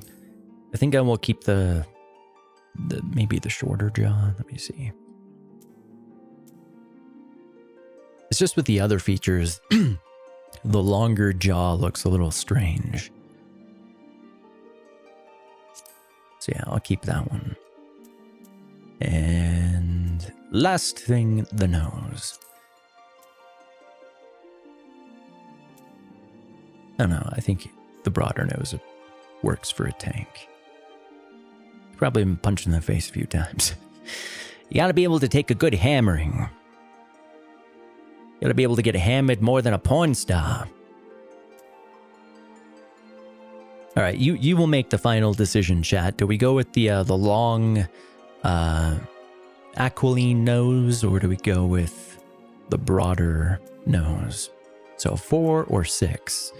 Type 4 for 4, 6 for 6. 6 is the longer, narrower nose. 4 is the broader, somewhat shorter nose.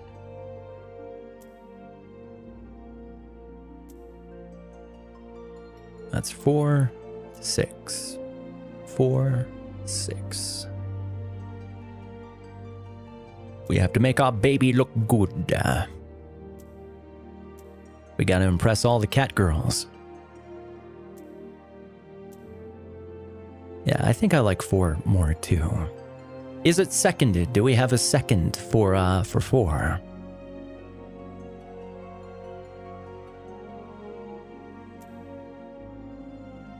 Yeah, it looks less girly.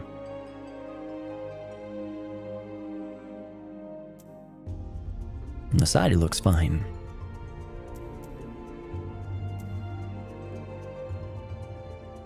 All right, so the motion carries. We'll go with 4. I think. I'm gonna look at them from every angle. Let me change the lighting and stuff too.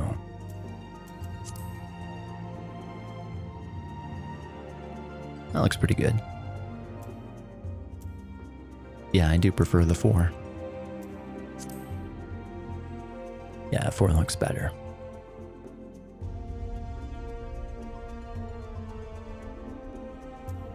What the jaw looks like with the lighting.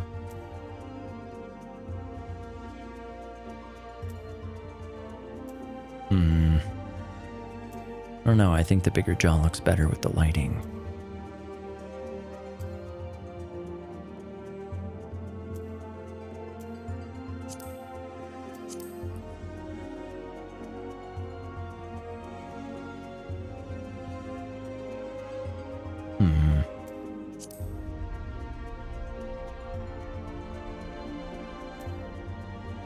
Yeah, this jaw does look better.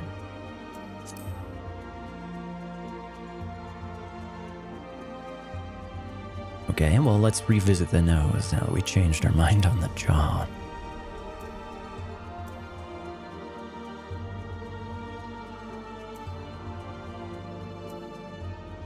Can't tell the difference far away.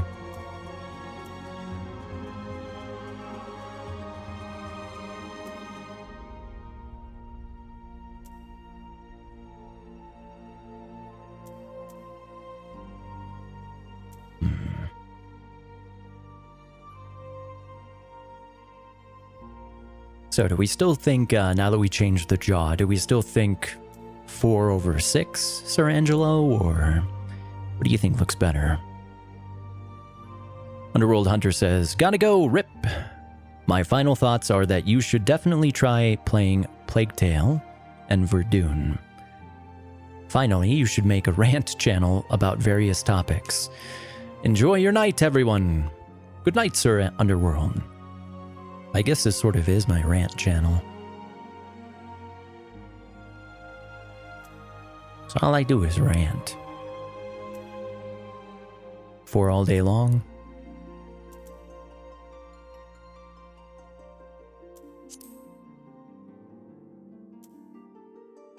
Yeah, 4 is better. All right, so this is our boy. Time to get him beaten up.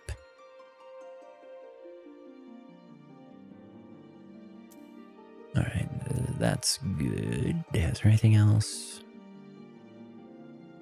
Hey, where's the mouth?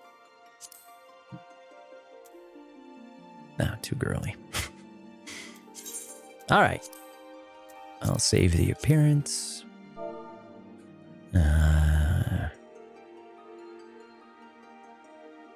Strongman. Wait, what's his voice?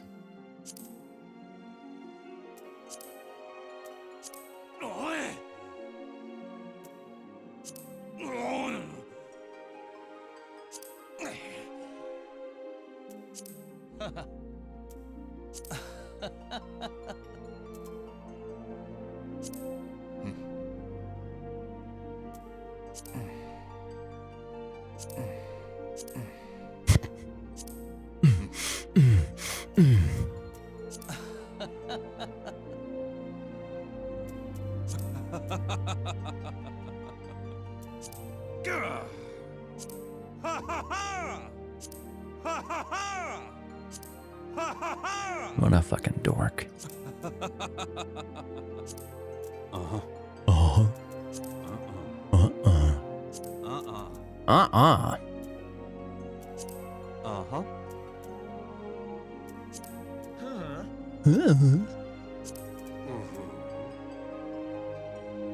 Three and five match his body figure. Yeah.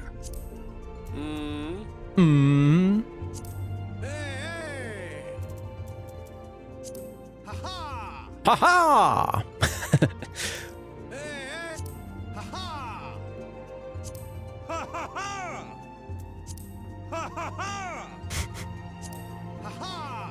I don't know if I like the ha ha better than the ha ha ha. Ha ha ha.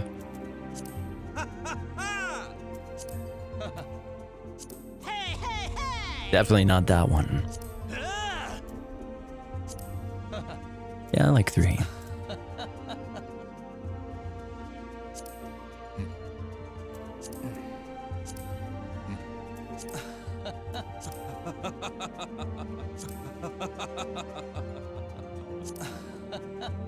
Yeah, he still sounds like a kid on 3.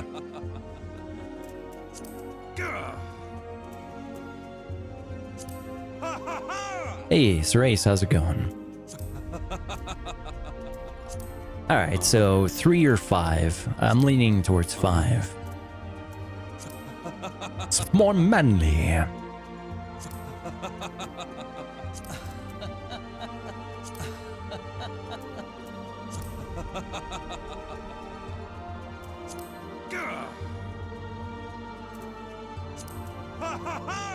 This is more my body type now. That's after Uncle Sam.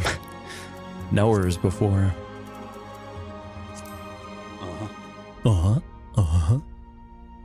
Ace says, can't stay long at a family get-together thing. Have a good time. Yeah, I think we'll go with 5.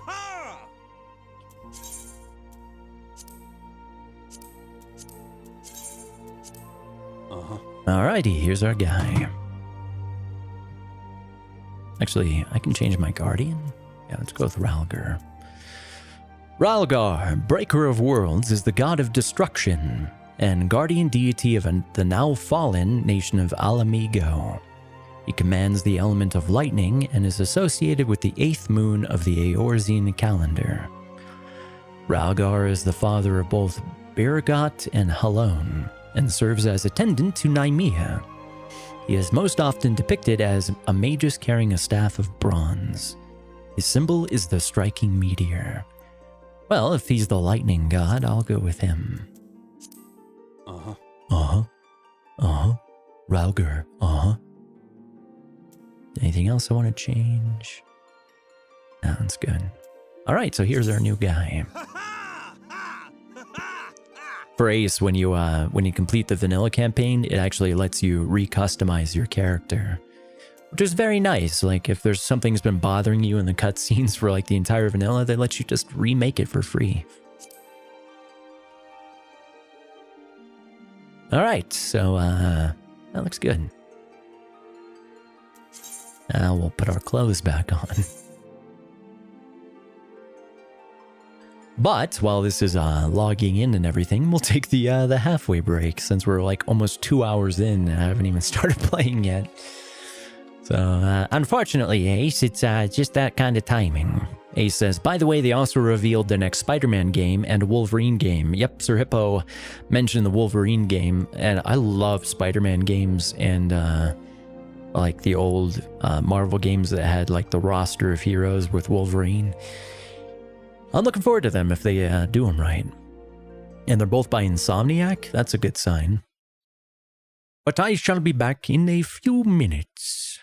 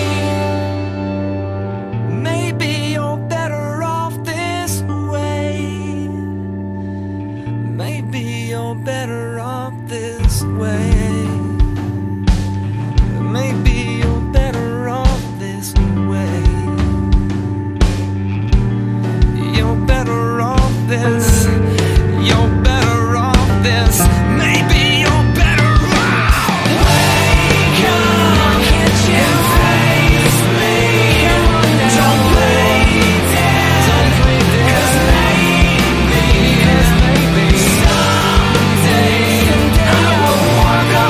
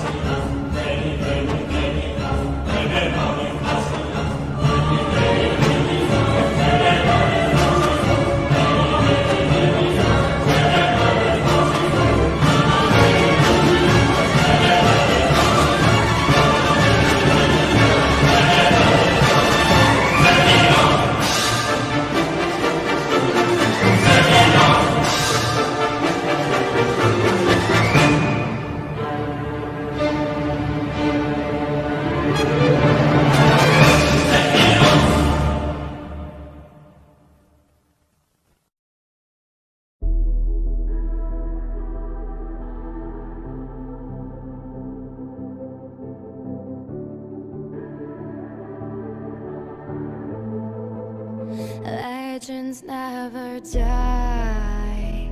When the world is calling you, can you hear them screaming out your name? Legends never die. They become a part of you. Every time you bleed for reaching greatness, relentless, you survive. They never lose hope when everything's cold and the fighting's near. It's deep in their bones, they'll ride into smoke when the fire is fierce. No, pick yourself up, 'cause legends never die.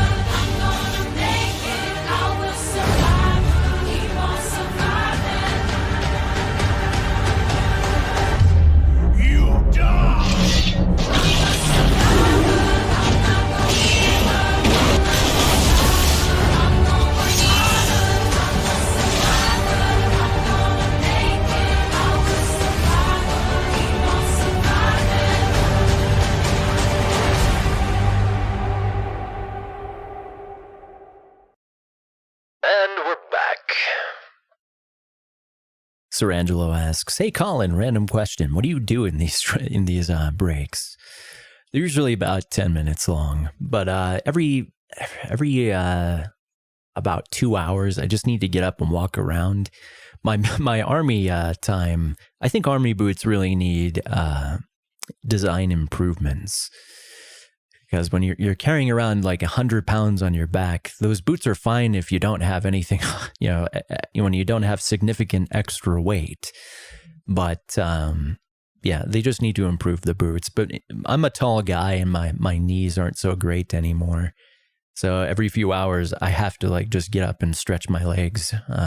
So during that time, I take a piss, walk around. I still have my headphones on, so I just enjoy the music.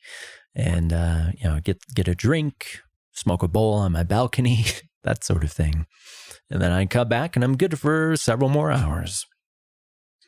Angela says, "I see. Is your house big?" No, it's just a 2-room apartment. It's just the living room and kitchen and then my room and the bathroom. So it's a very small apartment, which is ridiculous because, it's like almost $1,000 a month for a tiny, terrible apartment that doesn't even have air conditioning. And most of the appliances are absolute garbage and don't work in freaking Colorado. It's not even like, California or anything. That's just the crazy prices. I could literally own my own home and be investing in the equity of my property rather than pissing it away on rent for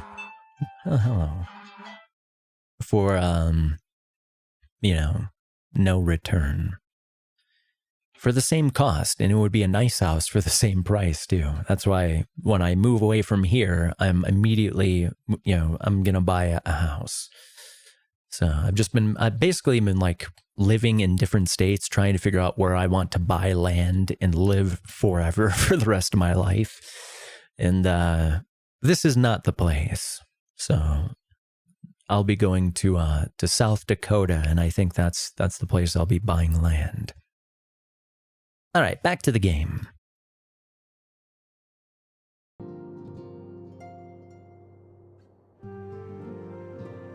All right, so moment of truth. Let's see how good I look in the armor compared to before, because the proportions just didn't look right with like the headpiece. So, Paladin. And make sure I have the best stuff on. Where's that button?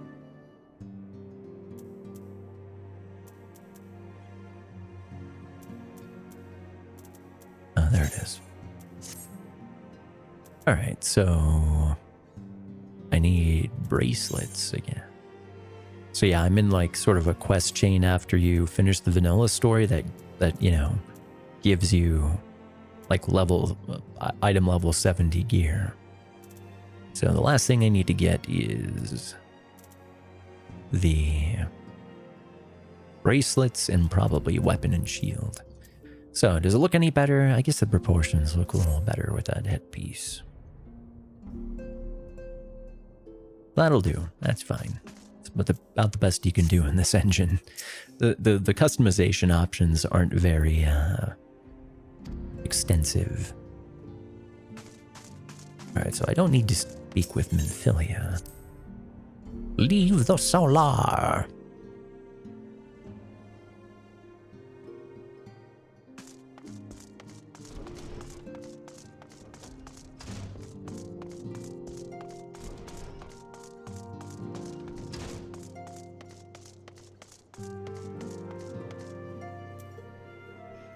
Possibly a primal.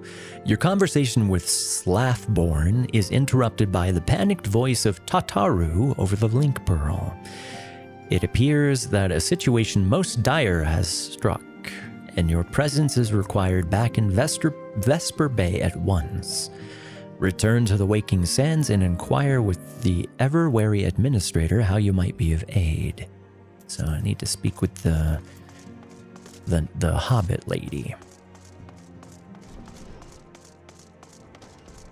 Angelo says, "Did you redeem Far Cry 3, Colin?" There's actually a few games I haven't redeemed. There's some Twitch Prime games that I've gotten that I haven't redeemed. There was some stuff on that I got with the PC that I didn't redeem. I don't know. I guess I just where the fuck is Tataru? I think she's through this door. Wait, no. Yeah, she's gotta be through this door. But no, I don't think I played Far Cry 3. I played 1 and 2 though. A messenger from the Twin Adder came to the Waking Sands while you were in Mortana. I wasn't privy to his conversation with the antecedent, but I did see the look on her face after he took leave. Something is very amiss. Could it be that the Ixal have summoned Garuda again? Or mayhap Imperial forces have been sighted within the Shroud? Well, whatever it may be, I'm absolutely certain it's nothing you can't handle. Now go and ask the antecedent if there's anything you can do. Yes, ma'am. Where's the antecedent?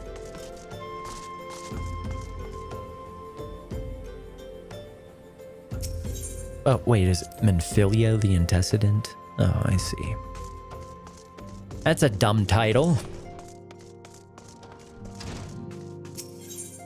It just rolls right off the tongue. Antecedent. Antecedent.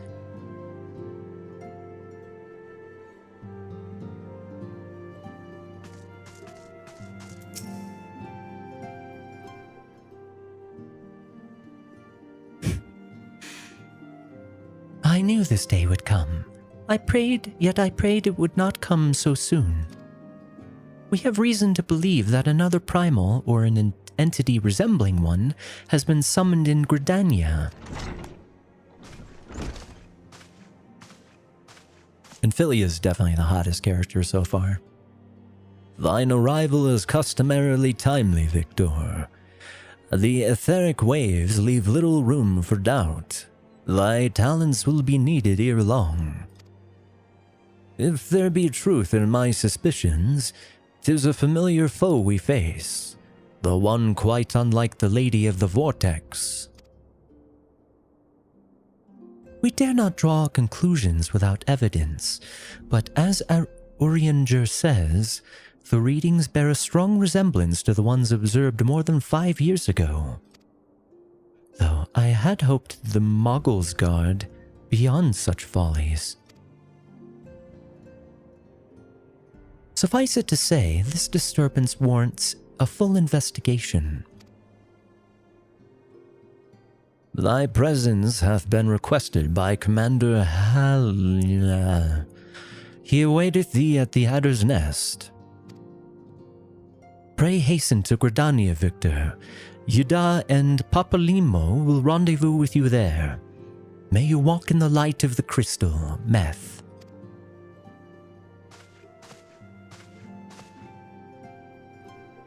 I only fuck with blue meth, bitch.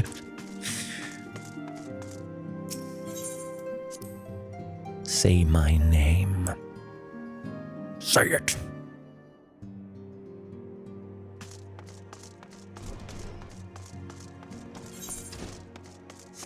Alright, so now we go to the Adder's Nest. Valkorion. Anakin Valen wearing in the golden crown, and before awakening the temple. Colin, I can hear you, the voice of the temple.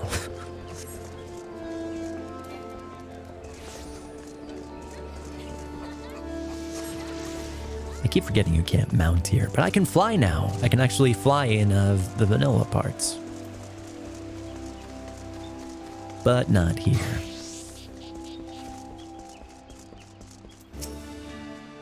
A pleasure to see you as always, Victor. Thank you for answering my summons. Quite frankly, I could think of no one more qualified to... but we're getting ahead of ourselves. Allow me to explain. Yes, now I have the bracelets.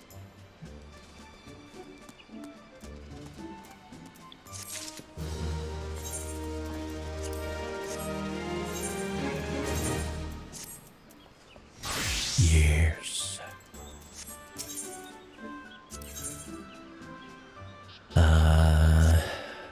Not long ago, the Moogle Kuplo Cop, what is that, like their Kuplo Kai, visited the Adder's Nest to request an audience with the Elder Seedseer.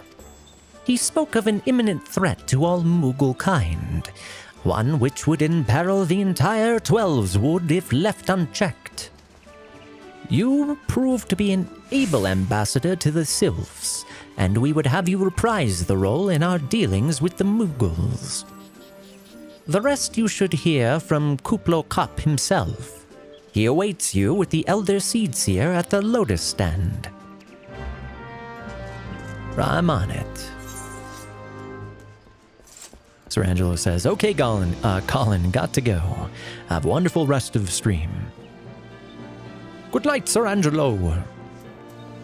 Oh, and I get another ring. Or bracelets? I just got bracelets. What is this, giving me like a backup second set of gear?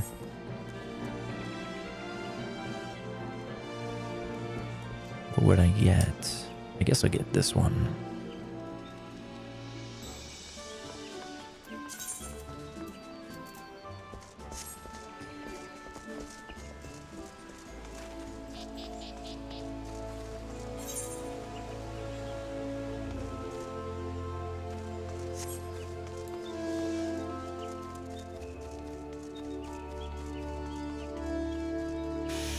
I also want to change my my company. I want to be in Raban's company.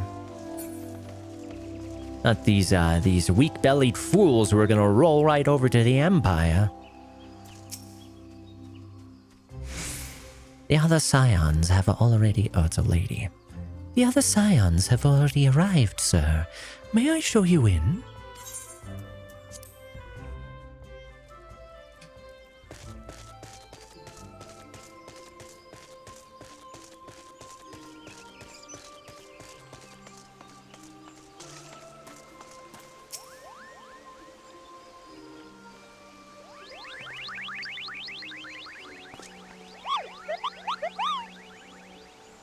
Please, you have to stop them. But you mustn't kill them. They're not bad Moogles. They're just misguided.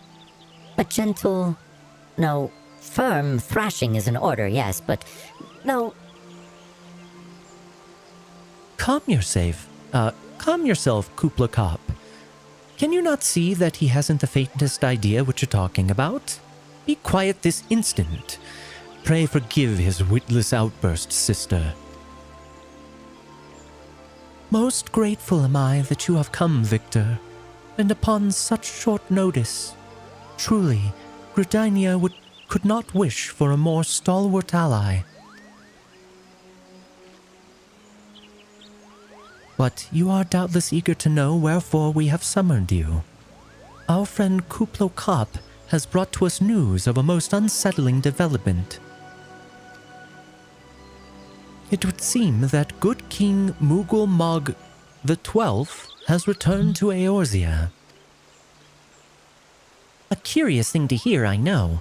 Truth to tell, I myself cannot say for sure if he is a genuine figure from history or some manifestation of Moogle mythology. Kuplo here would have me believe the former.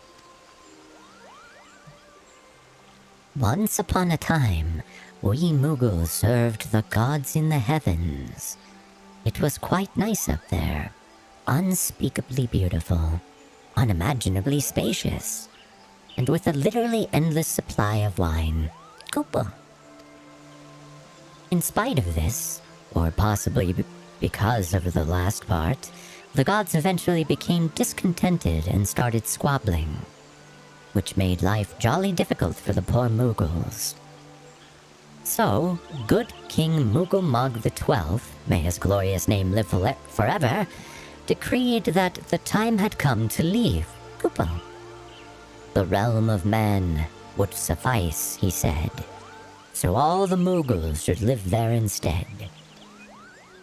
Unfortunately, the two realms are so far apart that we couldn't safely fly down. But good King Moogelmog XII, may his miraculous foresight ever be praised, knew exactly what to do. Kupo.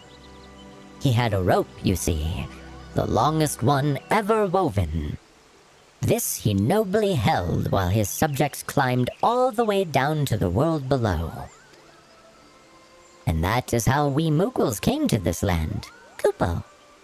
All of us except good King Moogelmog XII. May his courageous sacrifice never be forgotten. He alone would remain in the heavens, so that Moogle kind might at last know peace. Except that he has not remained in the heavens, from what I understand.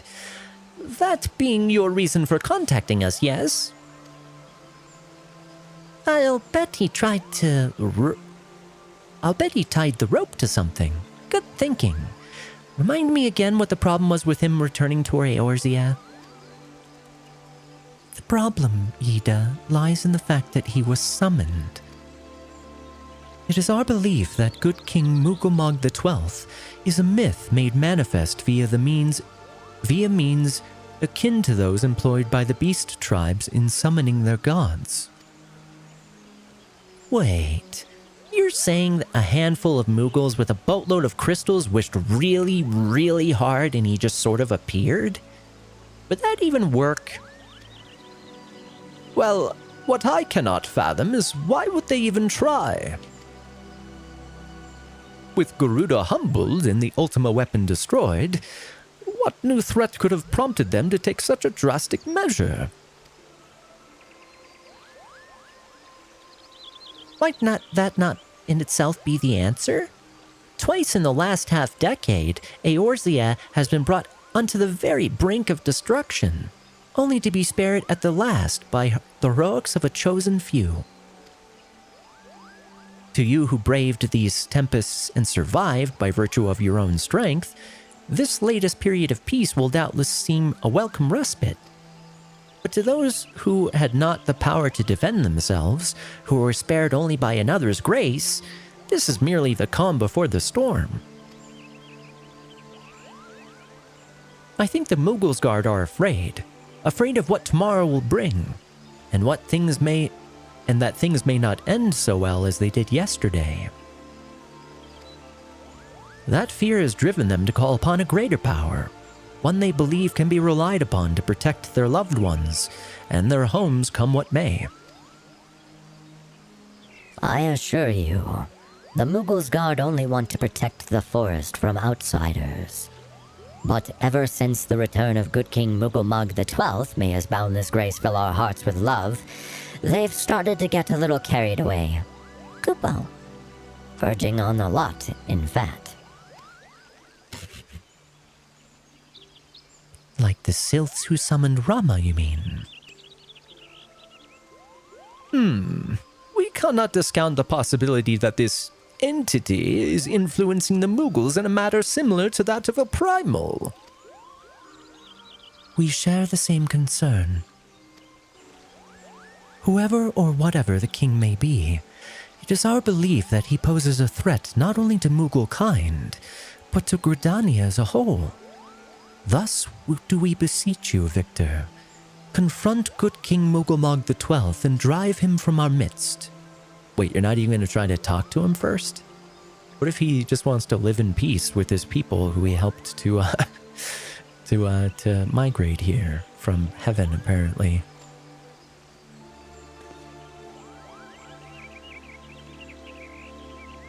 Humbly do I thank you. The sanctuary of the Moogles Guard and their liege lord is concealed by magical wards. Brother Isumiyan of the Conjurers Guild will doubtless be able to offer insight on how they may be dispelled. Pray seek his counsel ere you proceed any further.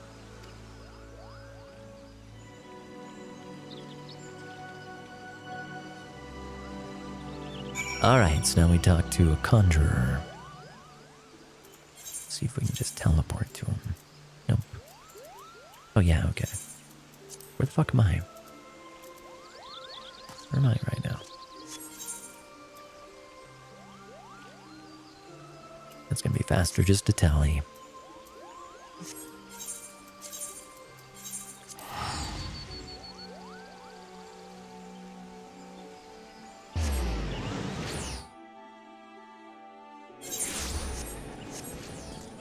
Okay.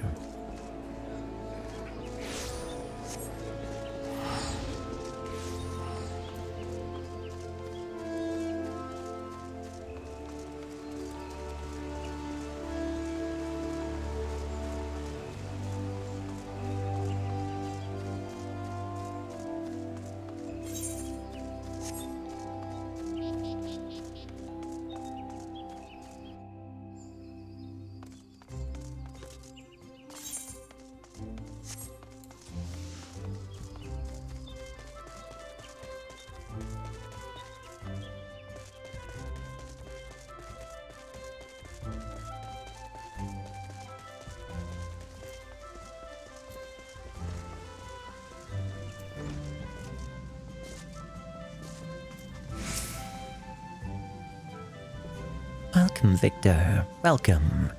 That you should be the one to face good King Mughal Mog the 12th is of great comfort, to me and to the elementals both. As I am sure you know, the Mughals are not by their nature a warlike race. Yet should the king be suffered to remain, it is like that his influence will bring about a change in them. How do you know this? You don't even know who he is. Thus does it behoove us to defeat him quickly, before any lasting damage is done. Make whatever preparations you deem necessary and inform me when you are ready to seek the king.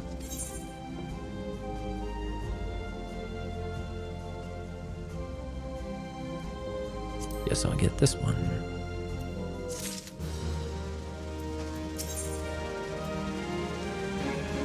You have selected Regicide.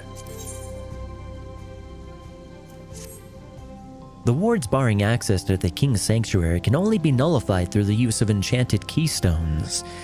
The self-same method employed 5 years ago when the first king was summoned to Eorzea. Or when first the king was summoned. It was with great regret that we were forced to sanction the slaying of the Guardians, who then held the keystones, for none were in our possession at the time. By the grace of the elementals, however, we have been spared that burden on this occasion. Kuplokop confided in me that he had been entrusted with a set of keystones by the Mughals Guard themselves. Yet wishing not to betray their confidence, he begged me to find some other means to gain entry to the King's Sanctum. Alas, I have been unable to do so, and dare not labor any longer, for fear that the Mughals might succumb to the corrupting influence of their liege lord. We must needs have Kuplokop's keystones, Victor. Pray go to him and beg his assistance. He awaits you at West Shore. He was just right next to me at the fucking time. Impress upon him our great need, and I am certain he will yield. Why couldn't you fucking do that?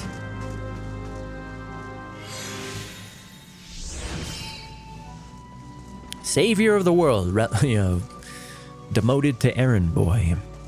Message passenger. Message passer. I'm the message boy.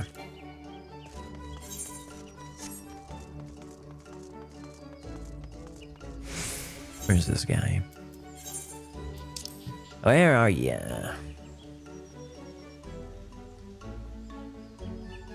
Lancer's Guild.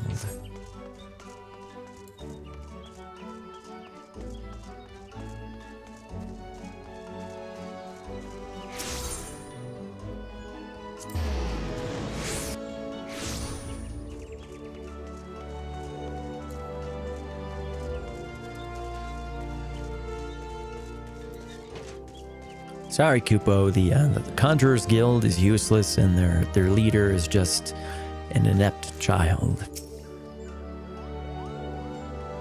So, how will you do it, Kupo? Oh, he told you about that. Well, if there truly is no other way, I'll do it. Kupo. Take the ferry to Sweet Bloom Pier. I'll go on ahead.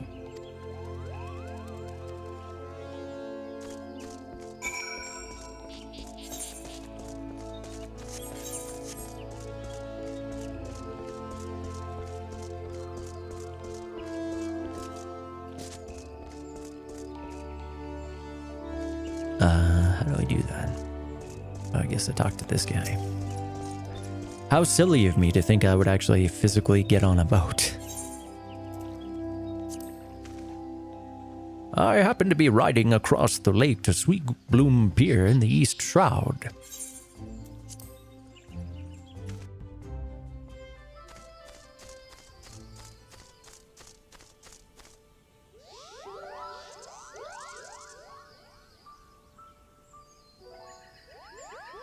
Don't you dare lie to me.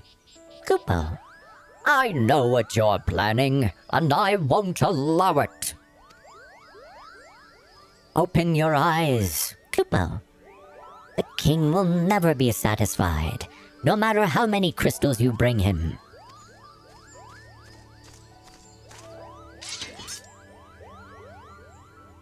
We offered you a choice, and this is how you repay us? By consorting with this hire? Imperials, Gradanians, Sylphs, you're no different from the rest of them. Actually, you're worse, Koopo. Traitor to his kinsmuggles, he plots treason against the crown. Enough. Kuplo Cop will answer for his crimes soon enough, as will all who defy the will of good King Mugamong the 12th. May he reign forevermore. Koopo.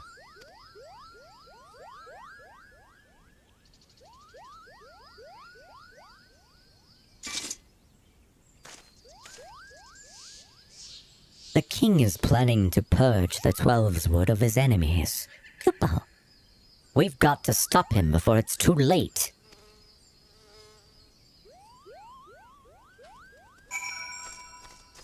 Moogle kings are my speciality.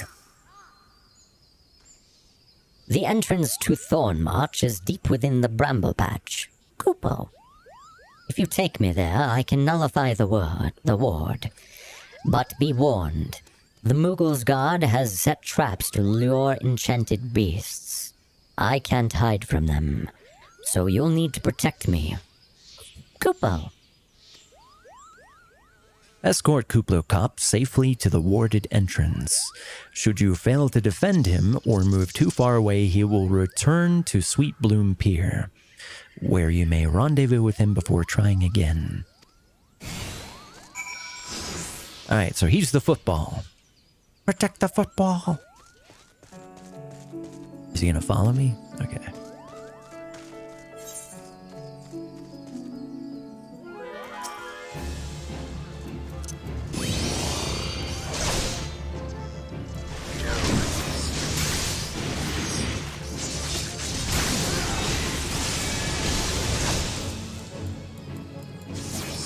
I just blew my entire load on him.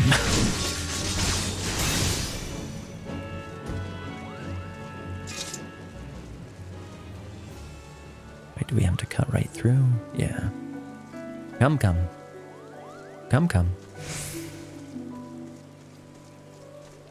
I'll try to move around him.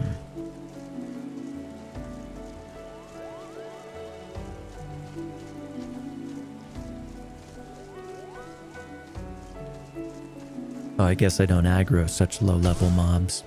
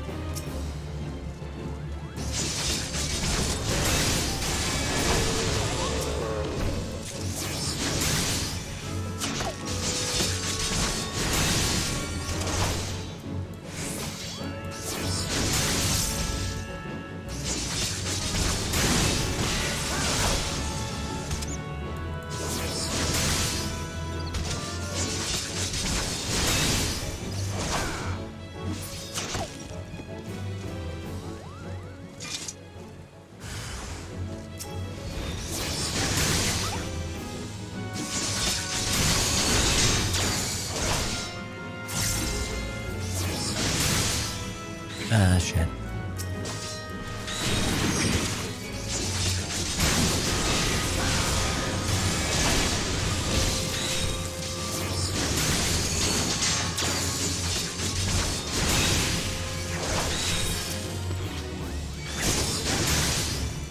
Mr. President, get down!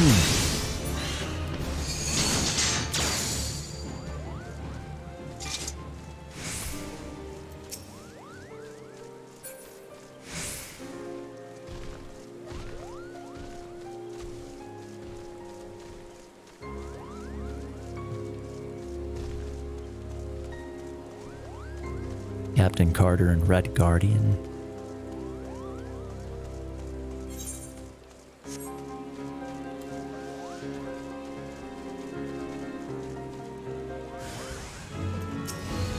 Wait, are they behind too? Yeah. Shit.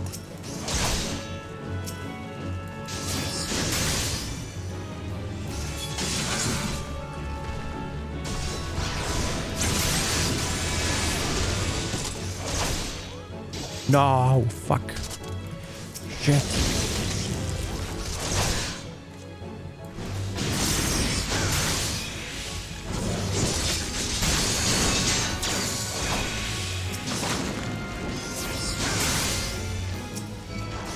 I guess he's tankier than I thought.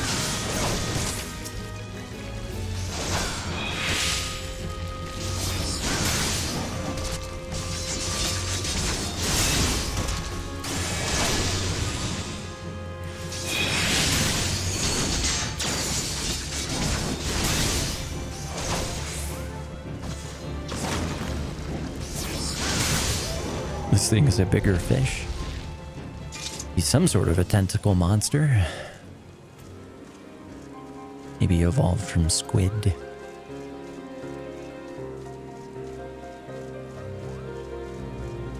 Octopi. Cephalopods. To face Good King Mugumog XII, you must successfully escort Kublo Kop to the warded entrance. Return to Sweet Bloom Pier and speak with Kublo Kop. What are you talking about? He's right here. What the fuck? Oh yeah, he's right here.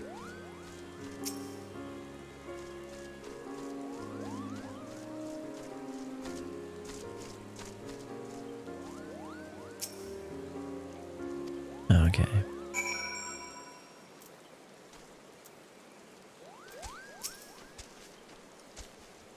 Are you ready to face the king, Kupo? Then step closer to the ward. Raise your hands and focus, like when you attune to an aetheryte, Kupo. I'll open the way for you.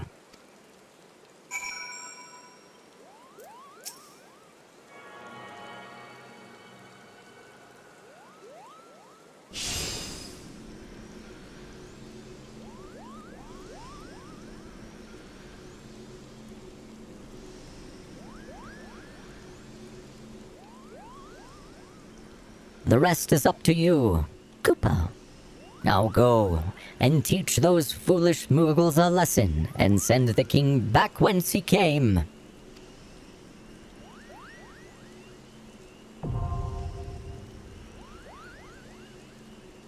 Alright, Thorn March. I'm guessing that's a raid type of thing.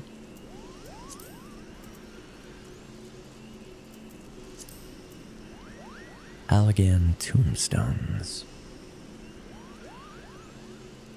So yeah, it's gonna be, well, I wonder how difficult this one is. While we wait, we'll go to... What's the reward for this?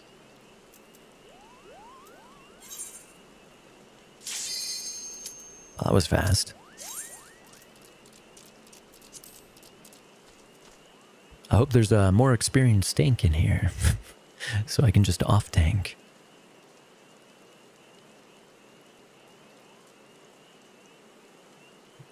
We shall see.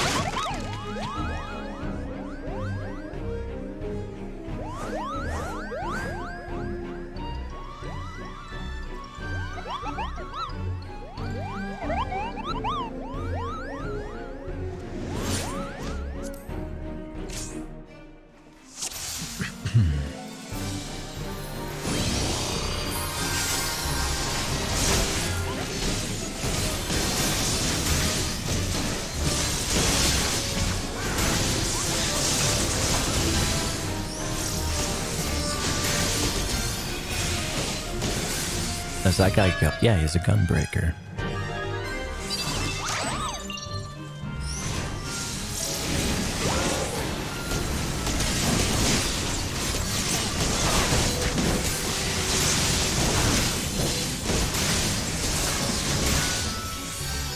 Hello, Lucy.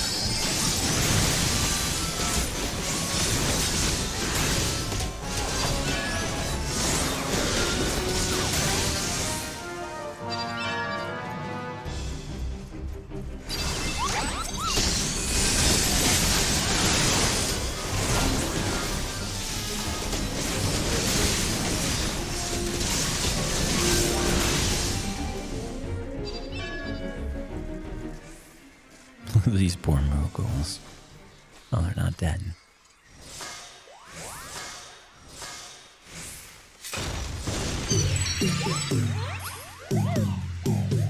Hail to the king! Hail to the king.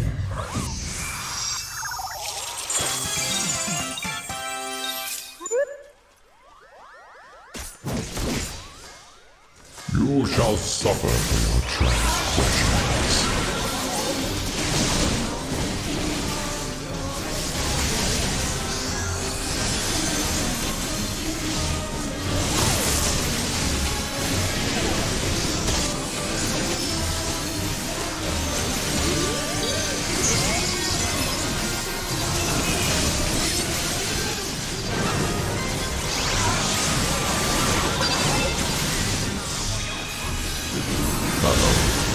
I'm stunned.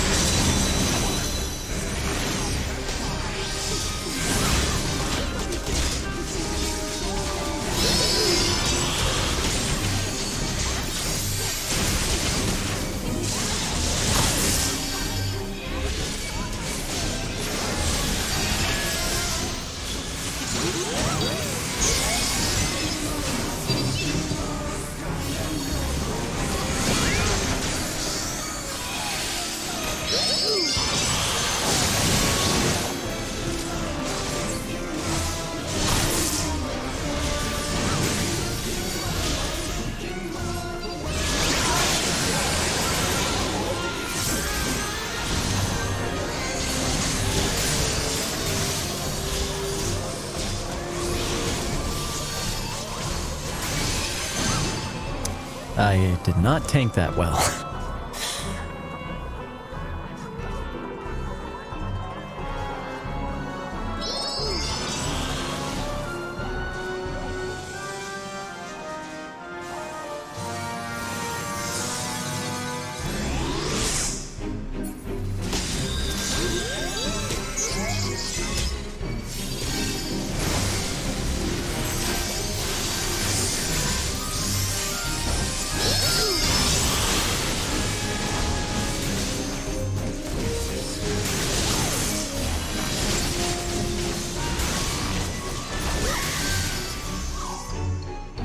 Too close. What is this, phase 2 or is it done? Oh, it's done. Oh, that's nice.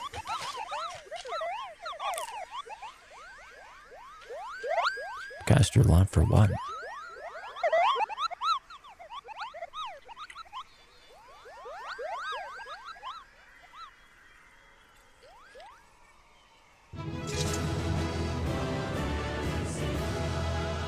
Weakness, strength, dexterity, intelligence, and mind are reduced by 25%. Dang.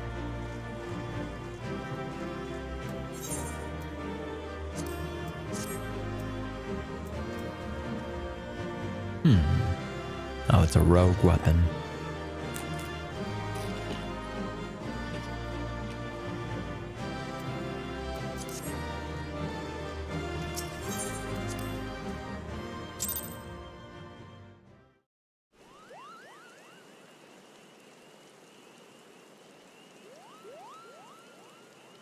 You did it!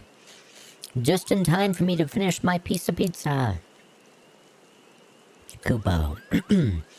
You did it! Good King Mugomog XII, may his mighty soul rest in peace, is no more!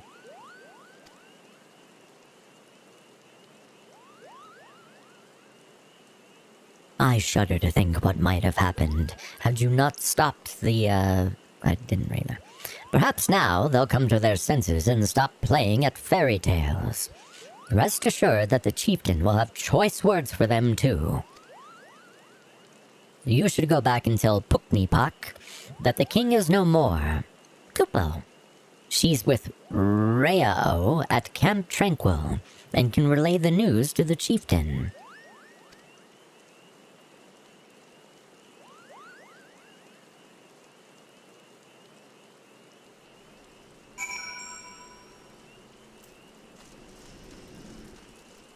You see Battle of London 1918 from Battlefield 1. Interesting. Yay, see I can fly. But I'm gonna be teleporting.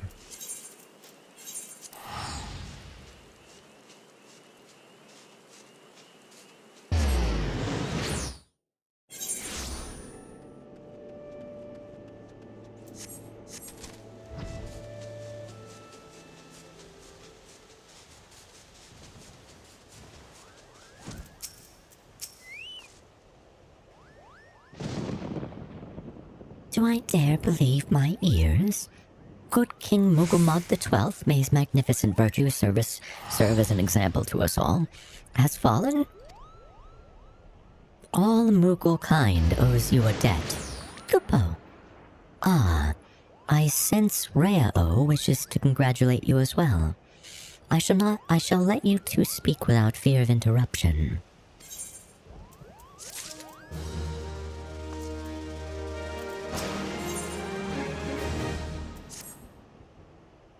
Your bravery in service to the Twelveswood and her Mughals shall not be forgotten, Victor. My sister will doubtless wish to hear the tale of this great victory from the mouth of the man responsible. Pray return to the Lotus Stand and treat her to a full account of the day's events, while the details are yet fresh in your mind. Damn, her voice got deeper since the last time we talked.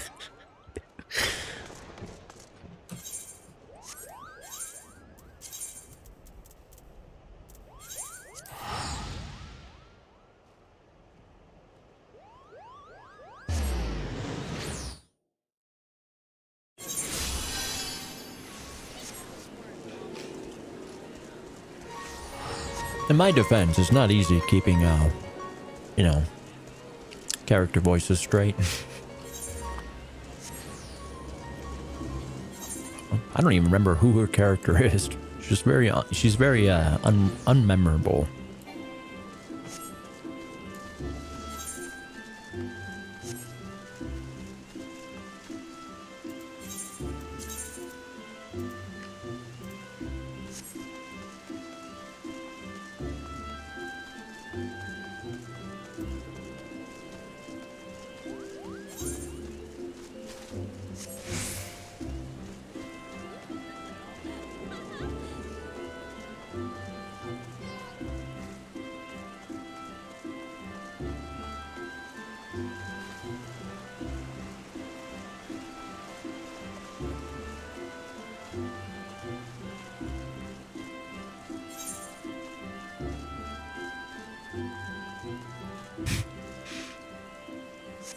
Anakin says, okay, we go back to Liberty City right now. Yeah, I wouldn't mind playing some GTA again soon. I've got it installed. I've got GTA 5 and 5M installed. And I had plans to goof around in it. But I gotta learn like all the commands and stuff for the 5M servers. So I'm not just floundering the entire first stream. The Elder Seedseer is expecting you, sir. May I show you in?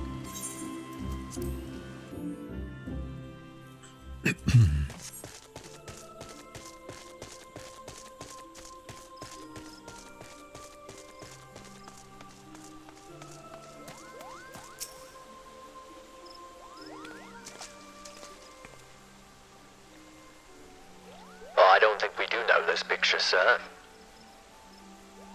Victor, you have returned to us, unharmed and victorious. Thus have I 2 reasons to be glad. Yet many questions remain unanswered. If you would be so kind as to oblige me, I would fain hear all that occurred in Thornmarch.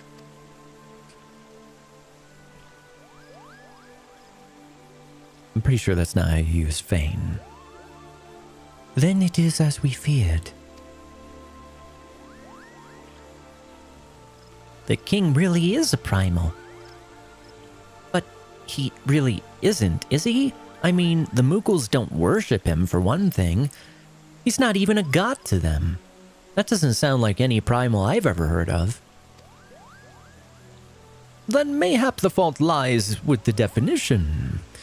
The fact remains that, though through a combination of the power contained in crystals and the force of their collective faith, the Mughals called forth a being that, by rights, should not exist.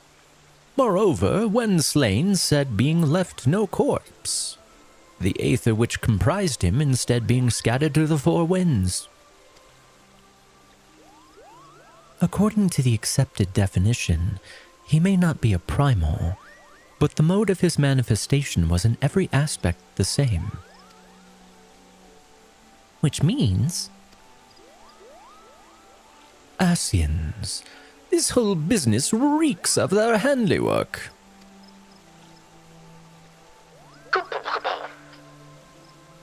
They said it was a masked man who had taught them how, years ago. But Gridania has no shortage of masked men, and I never thought to question.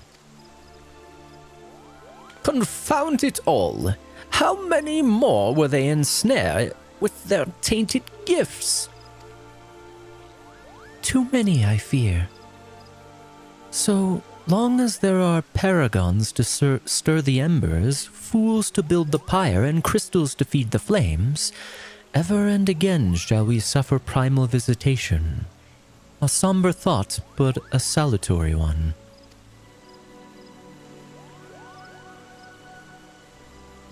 My heartfelt thanks, Victor. Already the information you have provided has proven invaluable. The Grand Serpent Marshal and I have much to discuss. Oh, before you go, my lady, I was hoping we might finish discussing that other matter. The matter of which you speak has even now been settled. The Scions shall not want for support. We shall be glad to send additional supplies to Revenant's Toll. We knew we could count on you, my lady. While Ida and I remain to discuss the particulars of our arrangement with the Elder Seedseer, mayhap you could return to the Waking Sands and apprise the antecedent of all that has transpired.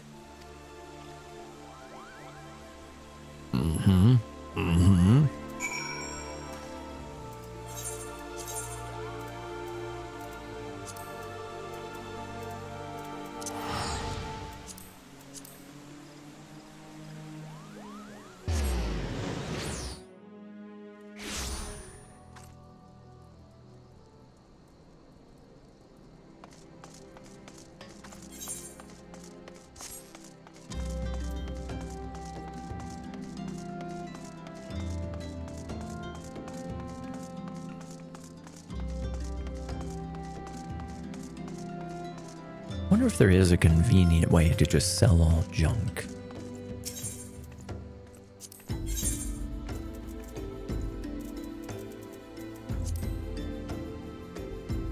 I guess not. Yeah. Oh well.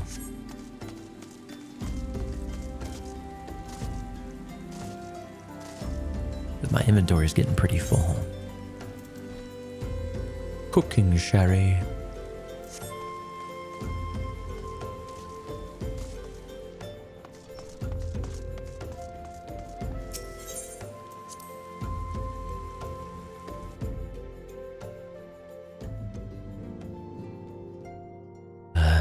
Okay, let's go and talk to Menphilia.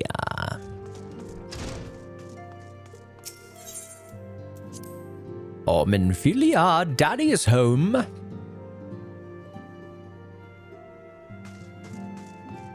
Hey, baby. It is good to see you hale and healthy, Victor.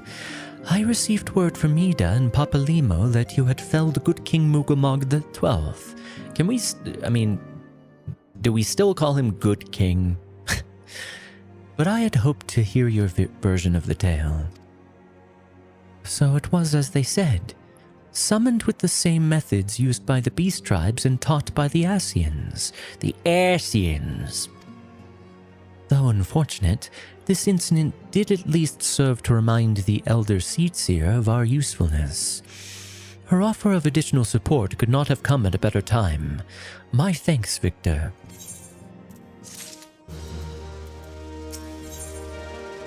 The time has come at last to leave Vesper Bay. Owing to the tireless efforts of all concerned, we are at long last ready to bid farewell to Vesper Bay. So as to avoid drawing undue attention, we shall make the journey to Revenant's Toll in small groups, departing at irregular intervals. Lest you doubt, it is still my intention to conduct future operations openly, but on this particular occasion, the need for caution overrides all other concerns. To move north as one ponderous caravan would only serve to invite attack. So I guess strength in numbers is not a thing. It seemed only right that I should be the last to leave, and I would have you remain with me until the end, Victor. Upon my departure, the Waking Sands will formally cease to be our headquarters, and the premises will be given into the care of Orianger. How the fuck do you say this guy's name? I had thought to relinquish the property, but he was quite adamant, and I had not the heart to disagree. These walls have borne witness to some of the brightest and darkest moments in our Order's history.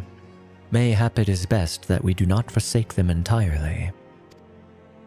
Orianger shall remain here and devote his energies to studying the nature of primals. By the grace of the 12, he will one day discover the permanent solution that we have sought for so long. Of course, he will not be alone. Olisei shall continue to work closely with him as well. Should they require our assistance, I have their assurances that they will not hesitate to contact us. Speaking of Orianger, could you stop making me say that difficult name? Would you inquire of him if any tasks remain undone? I cannot escape the feeling that I have forgotten something important.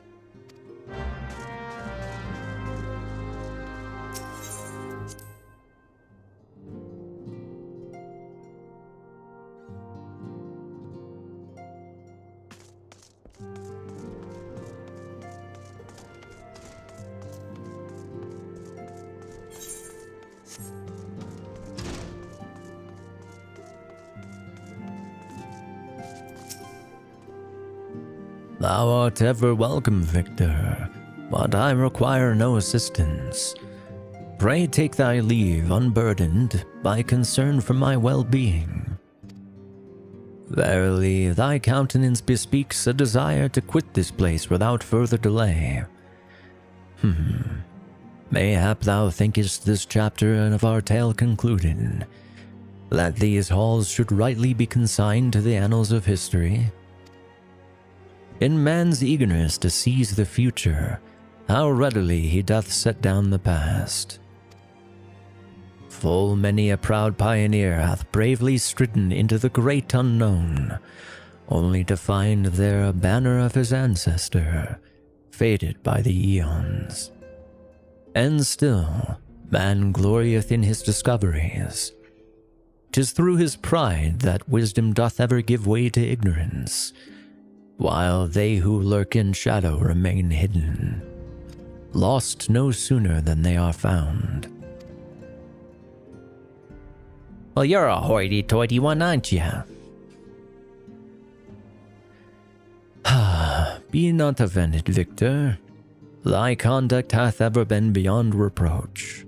Despite thy surpassing strength, and all thy many victories, thou hast never been so convinced of thine own greatness as to imagine thyself above the failings of thy forebears.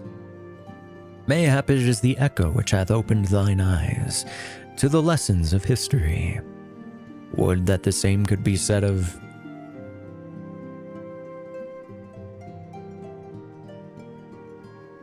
He hardly strings two words together throughout the entire story. Now he won't shut the fuck up.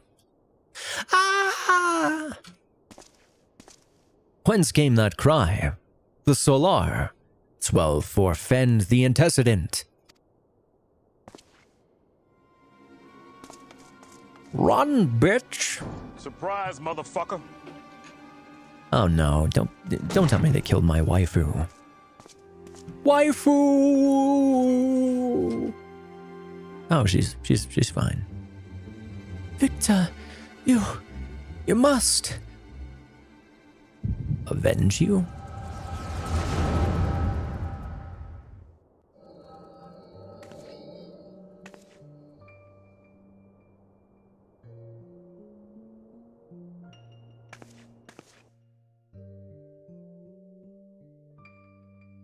I guess we're doing a Vulcan mind meld.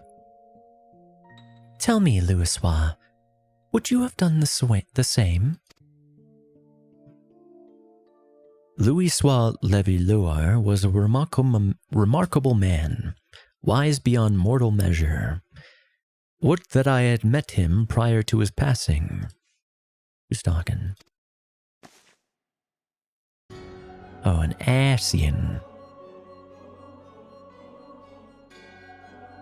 An Asian? Here? How? How readily you see.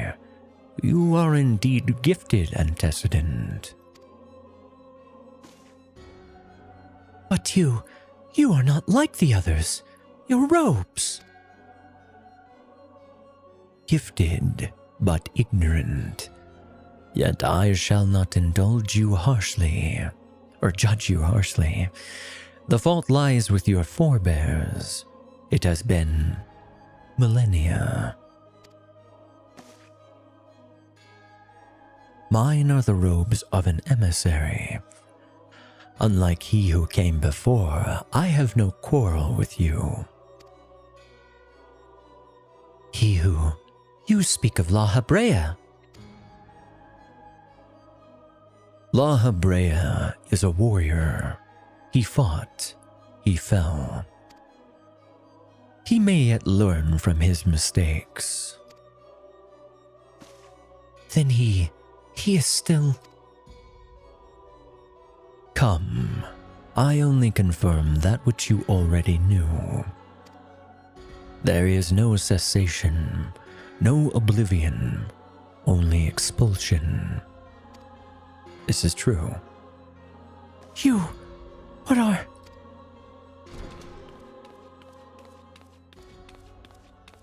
Oh, poor Tataru. We're ready when you are, my lady. If there's nothing else. She can't see him. Is something the matter?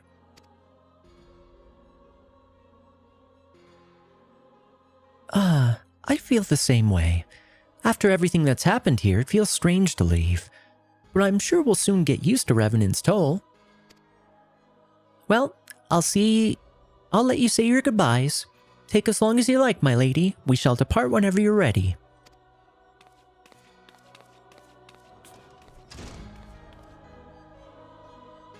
It is only to be expected. She lacks the gift and the knowledge both. To her, we are indistinct. I do not understand. Shadowless, fleshless, formless. What truth is there in each tale is diluted by time and telling. Knowledge dictates expectation, and expectation colors perception. Thus did she perceive not. So it is with all but a chosen few. Even you, when young, could not yet see with eyes unclouded. You know nothing of me, nothing. I watched you in your sleep.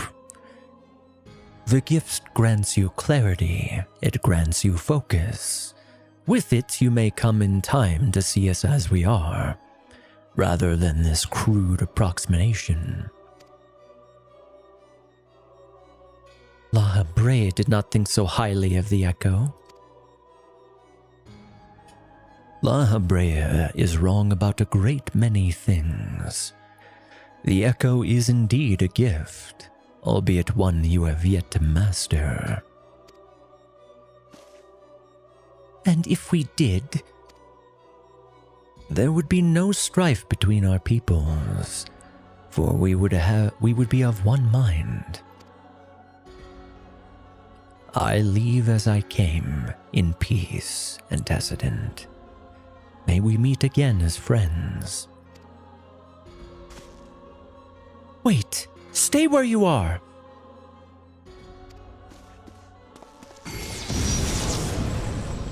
Hadouken! Hadouken! Perhaps I was indelicate. 'Tis a mercy she shields her children from his grace with such resolve. Was it also by her hand that you survived the ardor, I wonder?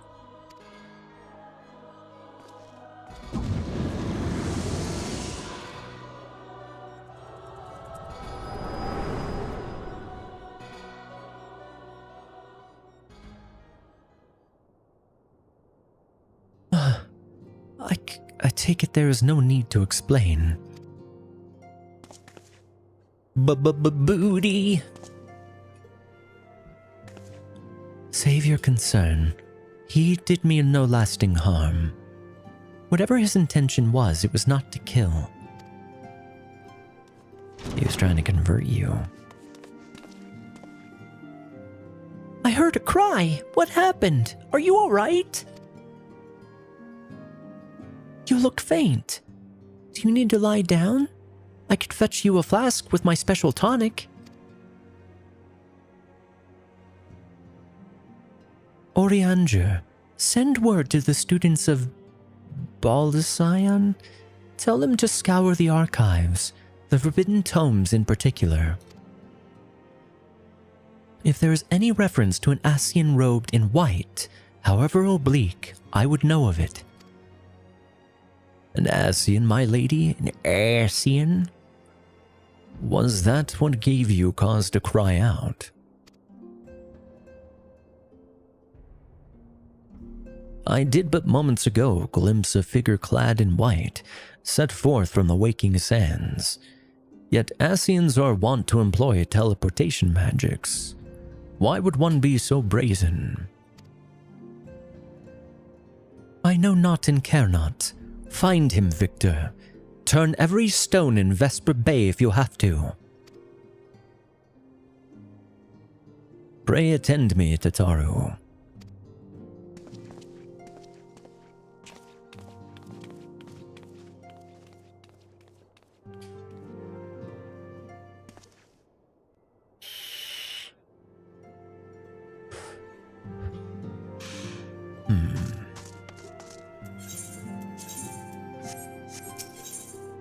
Okay, so now we search the town for the Ascian. Asian.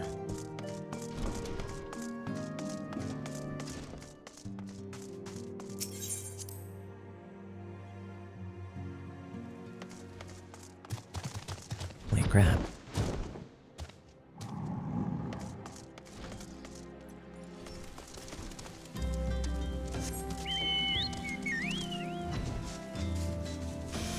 Alright, so who do we talk to?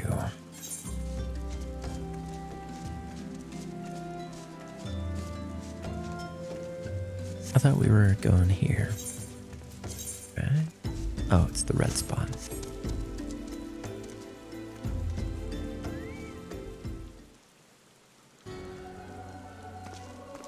Why is he just hanging out outside? He must want to talk to me. I am told you are the warrior of light, but I would know for myself.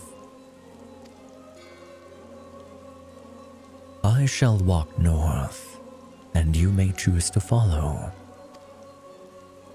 Know, however, that you will be waylaid if you do. You may even perish. Should you survive, we shall speak anon.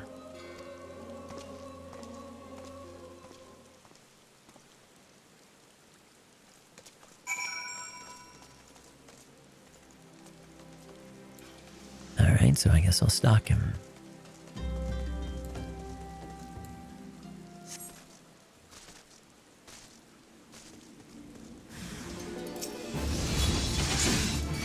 This is your ambush party, a bunch of imps?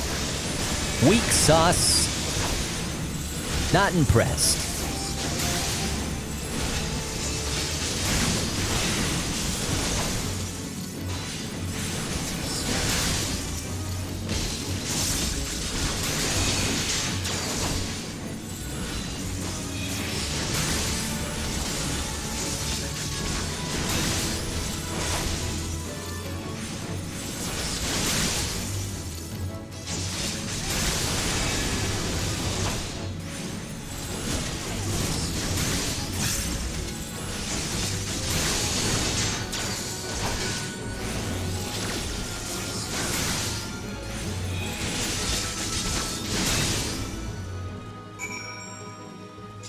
Alright, where is this guy?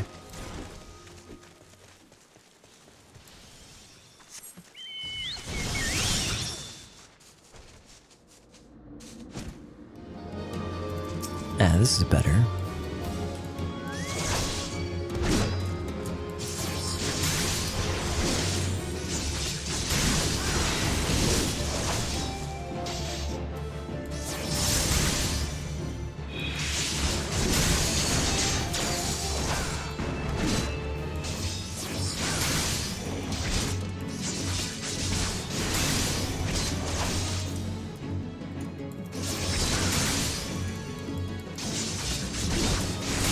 That's still pretty weak. You gotta do better to waylay me.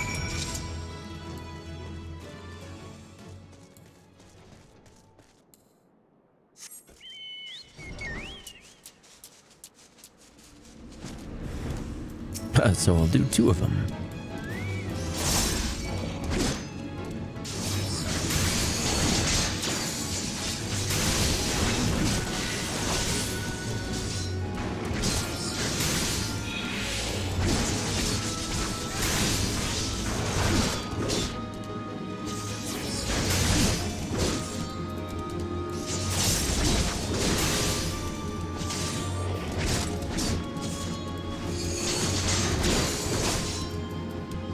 For 10 seconds.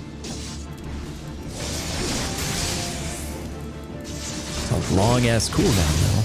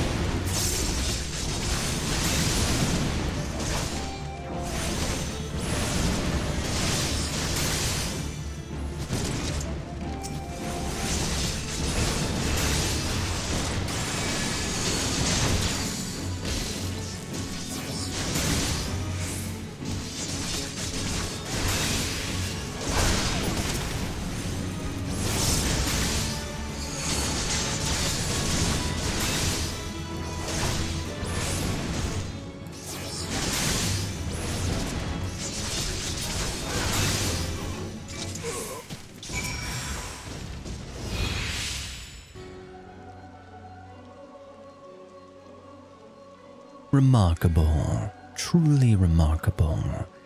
I thank you for granting me this indulgence.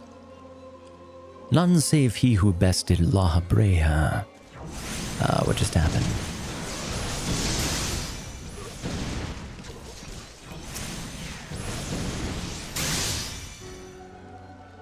Stop ruining the moment.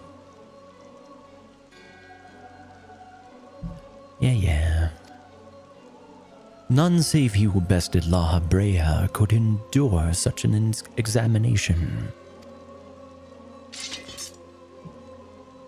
Have the laws of man grown so twisted in my absence that it is now permitted to lay hands upon an emissary?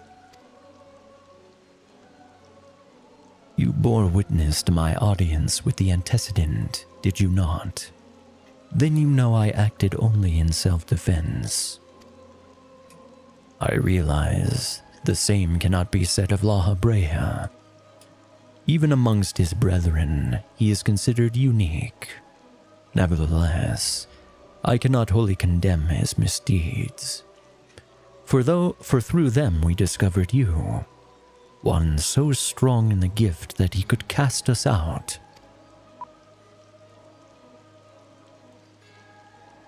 Your mother favors you still. That much is plain. But surely you must feel it. Her influence wanes, and her strength shall soon be spent. These lands, these people, this world, all shall soon change. As it was, so shall it be again, as it should always have been. Doubt my claims and question my motives if you will. Only believe me when I say this. I am Elidibus. I am Eli, emissary, bearer of the word of the one true God, and we shall meet again.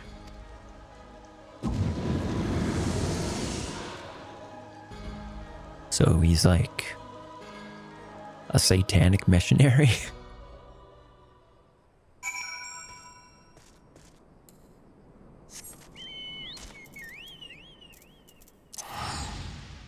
Back to the sands again.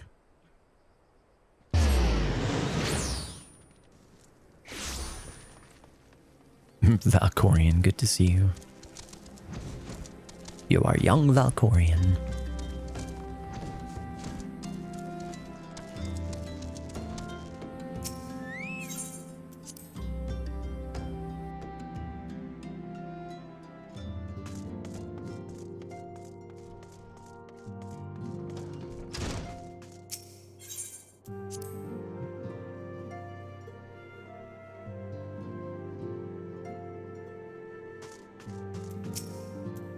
Thank the gods you've returned, Victor.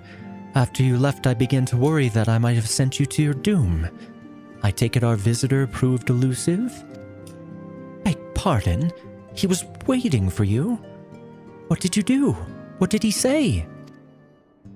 As it was, so shall it be again. Of when does he speak? And of what exactly? The words of this Eli portend much to reveal nothing. Portend much, but reveal nothing, save perhaps a measure of disdain for La Habrea. I had hoped for answers, but it seems I shall have to be content with a wealth of additional questions. You and me both, sister.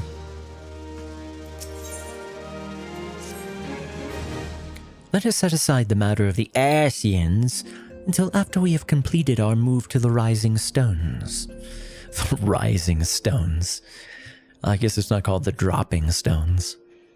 There is but one final favor I would ask of you before I depart. I believe I mentioned before that my father was a member of the Alamegan Resistance. The truth, however, is more complicated than that. As far as the Empire knew, he was their spy. He maintained the deception for nigh on half a decade, furnishing the Resistance with vital Imperial secrets while feeding his paymasters subtly conceived misinformation. When he died some 15 years ago, my father left behind his journal, which I have closely guarded ever since. It contains every shred of information he and his agents could steal on what they believed to be the single greatest threat to Eorzea, the Primals. Its wisdom has guided me through the years, though there is much within I still do not understand. It is my hope that Oriander will fare better. I'm gonna just call him Yuri from now on. Tell him to treat it with care. It is all I have left of my father.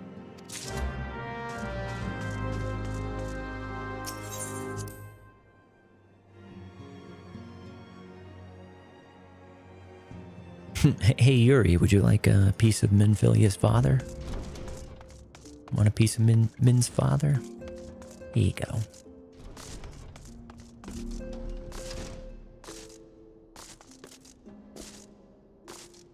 Be careful with it, it's all she's got left. I thought thee departed. To what end dost thou linger? The father's final bequest, the daughter's lifelong labor. It is no small thing to surrender such a cherished memento. Well can I imagine the antecedent's pain. Upon mine honor, I swear to spare no effort in the study of these materials, lest my lady's sacrifice be in vain.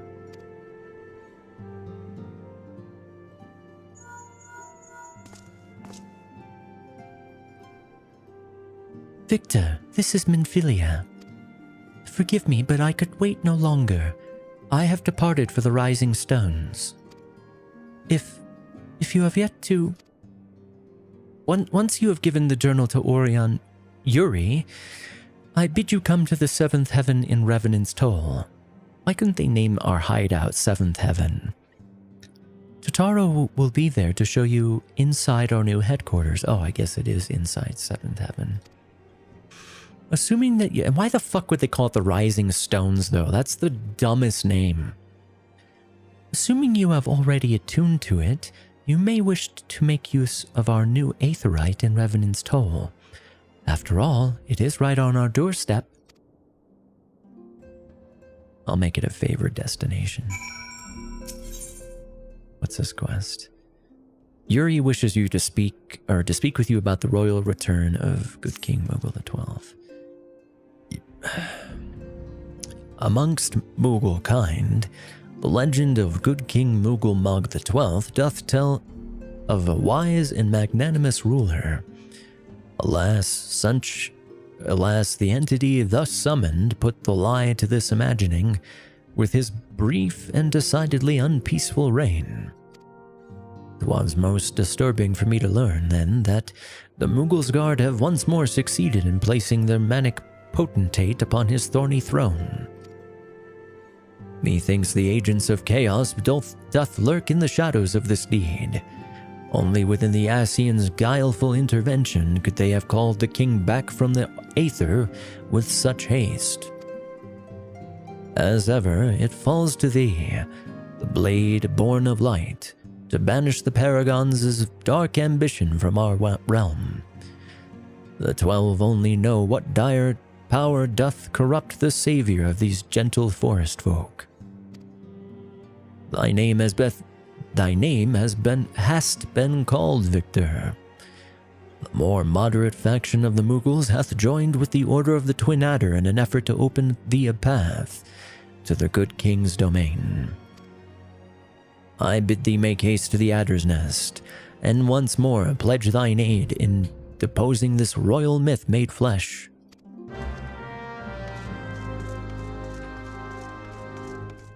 I already did that.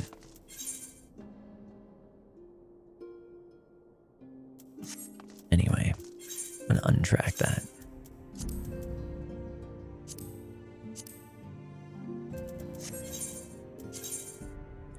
Alright, time to go to the Rising Stones.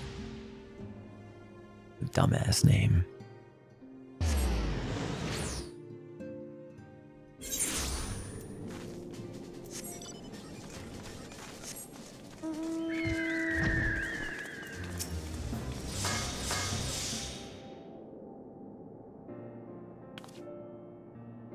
Oh, Victor, you're here. Good, good.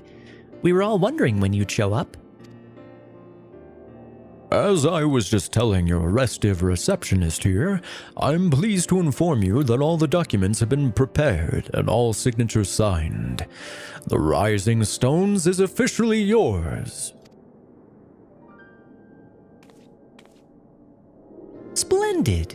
From this day forward, I will spare no effort in seeing that it is as welcoming and comfortable a home for us as the Waking Sands ever was. That said, this is all somewhat intimidating, is it not? So many unfamiliar faces and unfamiliar places and faces. Take that odd-looking fellow over there, for example. He's been eyeing us most suspiciously ever since we arrived. I cannot help but wonder if we are truly safe here. Suspicious men are my speciality. Oh, that man. I can't say I've spoken to him myself, but rumor has it he's come to hunt for ancient treasures in the Crystal Tower. You've seen the structure I speak of, no? It'd be hard to miss it. That massive pillar of shining crystal that looms high overhead the land, just to the southeast of here. If the tales are to be believed, it's a remnant of some ancient civilization. The details remain a mystery, and that's no doubt why it's drawn adventurers and scholars from all over looking to unearth its secrets. The man over there is no exception, and if my instincts are true, he knows more than most. If you're curious about the tower yourself, you could do worse than to talk to him and see what he knows. Why, if I weren't otherwise occupied with my duties here, I'd have half a mind to join you. I mean, just look at it. I can scarce begin to imagine what wonders lie inside. Why, that's wonderful to hear. Rest assured that this receptionist will work just as hard to see that our efforts do not skip a beat despite the relocation. And with that, Victor, I do believe it's time to officially announce your presence to everyone inside. The antecedent and the others will surely be overjoyed to see you.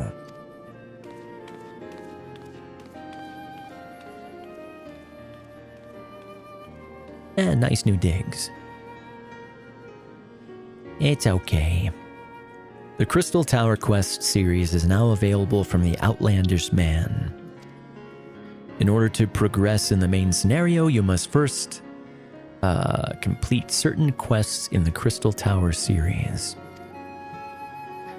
While you are granted a respite from your duties as a Scion, use your time to probe the depths of the Crystal Tower and see what ancient secrets may be gleaned.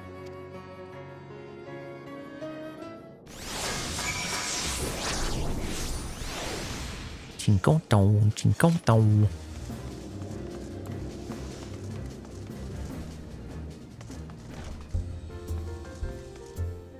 Who do I talk to? Freaking Rising Stones.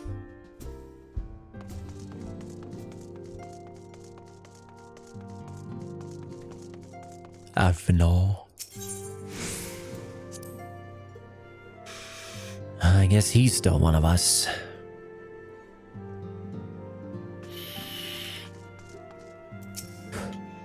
I guess his sister quit, though.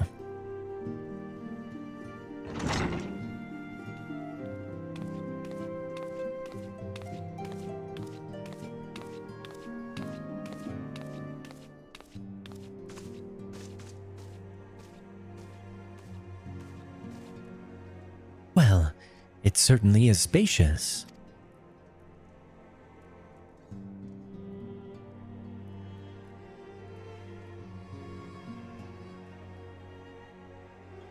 I'm glad to hear Hauser's safe. That's, Alphanon's grandfather's staff, I think. Today makes a new beginning for the Scions of the Seventh Dawn. For today we declare our independence. Independence Day. We shall henceforth be beholden to no nation, but serve all of Eorzea's people proudly and openly. But this does not mean that we will never sever our ties to the Eorzean alliance. On the contrary, the antecedent and I shall endeavor to strengthen them. Rest assured, however, that we shall not permit political considerations to influence our decisions. Our identity remains unchanged, as does our cause. We are the scions of the Seventh Dawn, and our single purpose is to safeguard the future of Eorzea. Huzzah! Hooray! Hip hip! For Eorzea! I think she just wet herself. She sharded. I'm kind of regretting the eyebrows now. I'll probably change it to the lower one the next Fantasia again. A moment of your time, Victor. I would speak of Eli.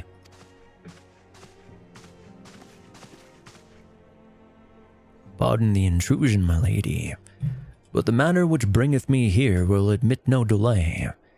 Mine every attempt to contact the students of Baldassion have been met with silence.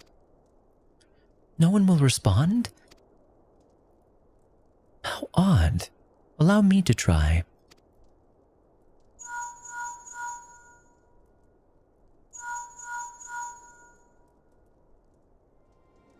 No response. Surely they would not ignore us. They have never yet, my lady. I fear we must assume the worst. No, I will not believe it. An outpost, perhaps, but not their headquarters. Their wards are beyond circumvention. Had they come under attack, they would most certainly have raised the alarm. None could penetrate their sanctum unnoticed. Except an Ascian. But for those who lack the gift and the knowledge both, oh no. Contact their agents in the field at once.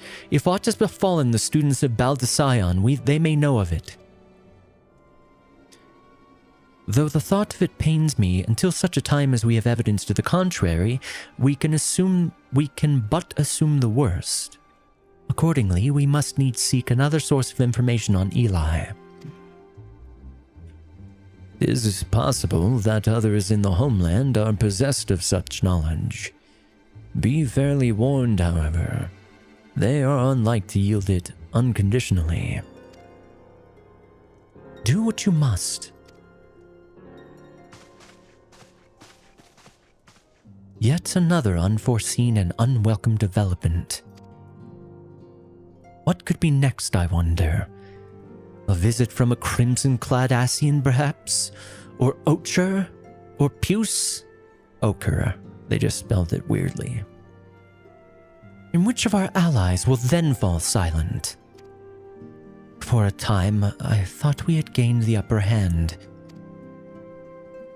When you shattered the Crystal of Darkness and cast out La Habrea, I dared to hope that we had found a way to rid ourselves of the Ascian menace. But I was wrong. He endures, and may yet return. Upon that point, I have no doubt that Eli spoke true. Yet there must be a way to destroy them utterly. A way to spare this world their unholy machinations. I dare not consider the alternative.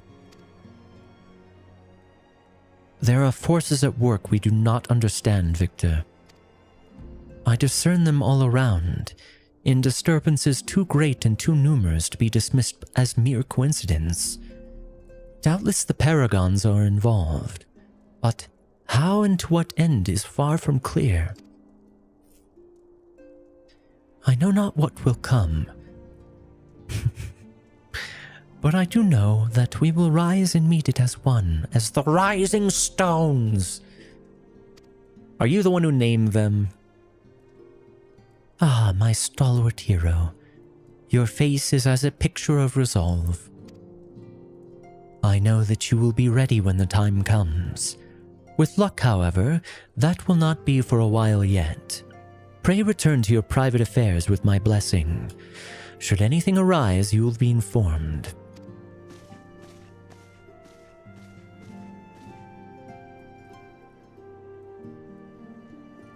Kryl, where are you? The fuck is Kryl?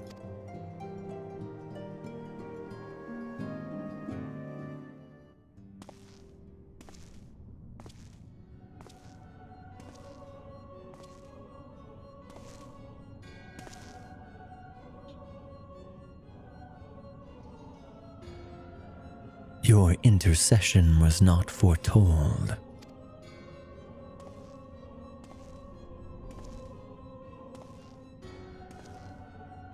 You object? We question. Our plans are in motion. Your intentions unclear. They survived the seventh ardor and are stronger now in the gift. Does that not intrigue you?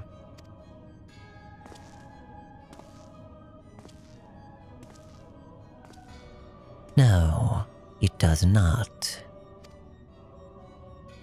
Serve as you will, so too shall I. We labor not at cross purposes. The wisdom of his plan shall become apparent in time, when the veil is lifted from their eyes. And at long last, they shall see.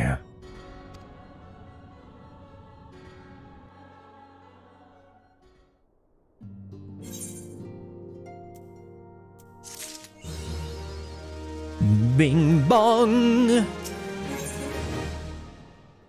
Ooh, no earrings, which I won't use.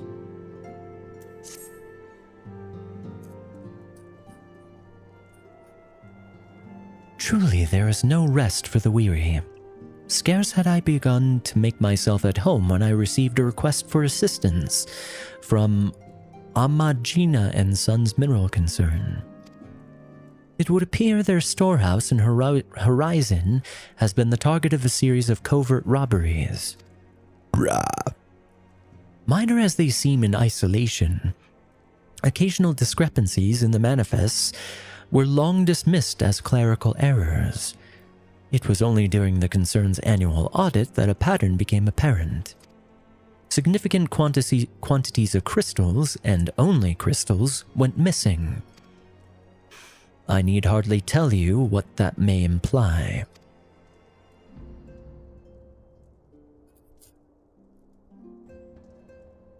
The brass blades charged with investigating the thefts believe that someone within the concern is selling the crystals for profit. Alas, they have as yet been able to identify a likely suspect, and the concern's proprietors have grown frustrated by their lack of progress. Needless to say, I would not have agreed to intervene had the stolen goods been of merely monetary value. If there is even a possibility that the thief acts not out of self-interest but in service to a primal, we can ill afford to wait for the blades to realize their mistake. Pray depart for Horizon at your earliest convenience. Rendezvous with Y'shtola when you arrive. She and Thancred have already begun a preliminary investigation. I have every confidence that the three of you will get to the bottom of these thefts. I only hope our fears prove unfounded when you do.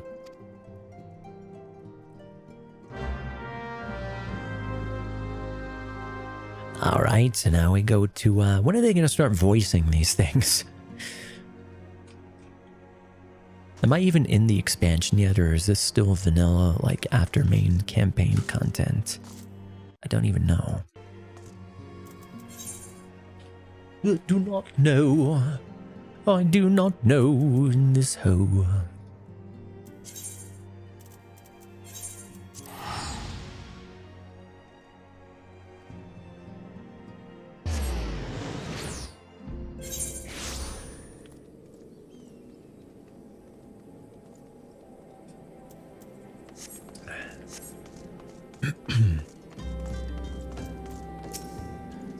Ah, Victor. Your assistance is most welcome. I have already spoken at length with the brass blades of the Rose, albeit to little avail. It would seem that the thieves took great pains to conceal their activities. I could go into further detail, but your time might be better spent in conversation with Fufulupa. Oh, dear God. He is the officer charged with leading the investigation, and I would only be repeating that which he related to me.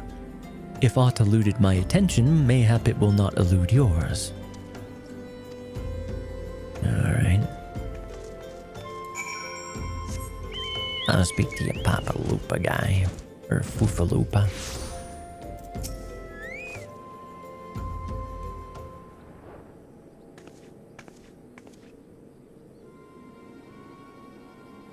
Victor, what a pleasure to see you again. Your Stola said to expect you. Terrible business, these thefts. We have yet to confirm the quantity of crystals stolen, but I dare say it may be greater than... but never mind that. I have news to share. A short while ago, the driver of a heavily laden carriage refused to halt for inspection and broke through one of our checkpoints on the Royal Allegan Sunway. The cart bolted off towards eastern Thanalan, where, thank the gods, I hear that our colleagues were able to apprehend them without further incident. A speeding carriage? That would seem a curious choice for the thieves of such proven cunning. Yet the Amalja do not have a foothold, or do have a foothold in eastern Thanalan. Oops. And what of their cargo? Did they carry the crystals we seek? We should be receiving a report any moment now, but I fail to see what else it could. Did you miss me, friends? I'm back, but I fear I came bearing disappointing news. Or on second thought, perhaps it's good news after all. Thancred, where have you been off to?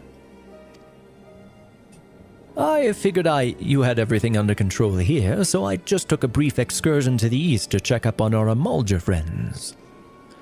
And wouldn't you believe it, I happened upon a runaway carriage on the way, and even was able to do my small part to help my friends in the Brass Blades intercept it.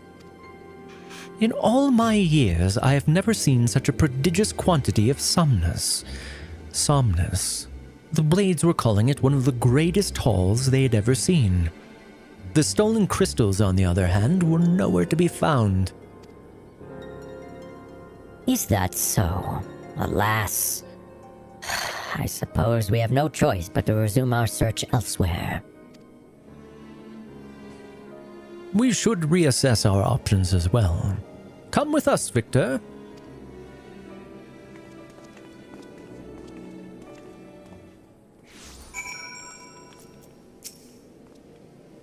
Against all expectation, it would seem the Amalja are innocent of this particular spate of crimes. By all indications, they have yet to replenish the stores of crystals exhausted during their last attempt to summon Ifrit. What I can't fathom is why anyone else would go to such great lengths to obtain crystals, and in such quantities. It cannot be that we are dealing with simple thieves.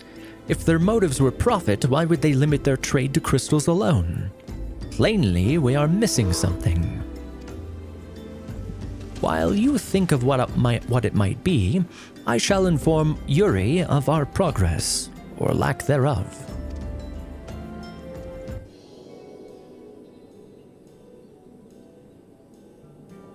Now then.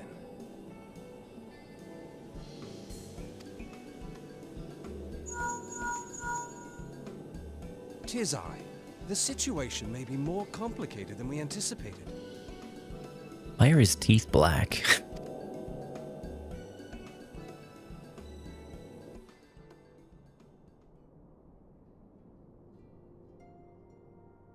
Are they trying to Jack Sparrow up his teeth? Remain watchful. Ere thou goest, Another matter requireth thine attention. A young maiden, full eager to...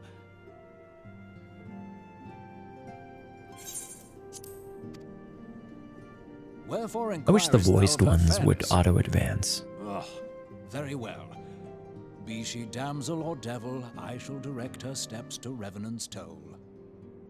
Save thine insinuations for one given to such impropriety.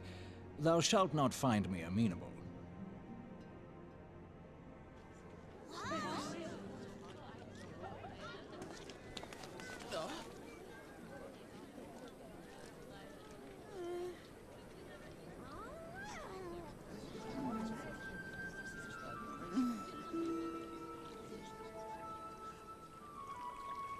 Who's this? Is this another cat girl? From the land of Domar have we traveled. We seek audience with the ruler of these lands. Finally, some voiced cutscenes.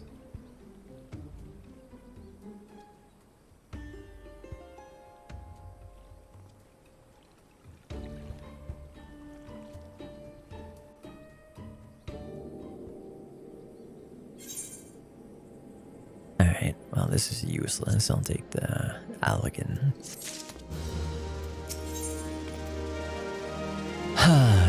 Thancred wishes to discuss how to proceed with the investigation. Revan, is that you? I don't think so. Just me. Alright,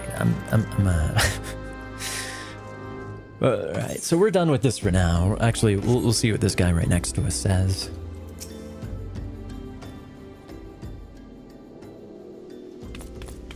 Oh, but it is good to see you return.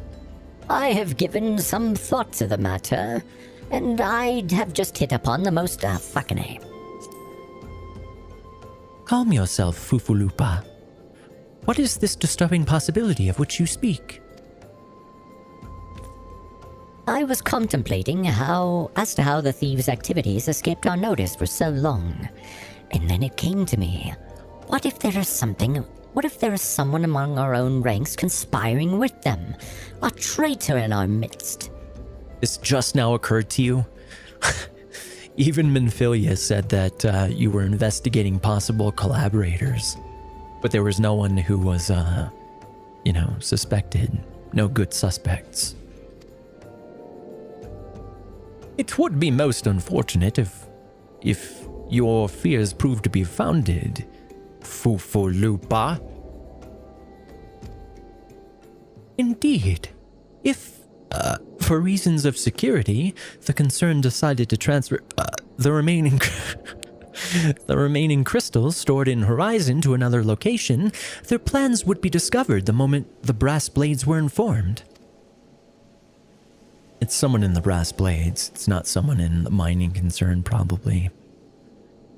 But such a shipment would surely be well guarded. Would thieves as wily as ours risk open confrontation? Mayhap not, but neither would the concern be eager to present them with such an obvious target. Nay, they might instead elect to carry out the transfer in secret, to entrust the goods to, let us say, a lone Mikote miner, traveling without escort so as not to attract undue attention.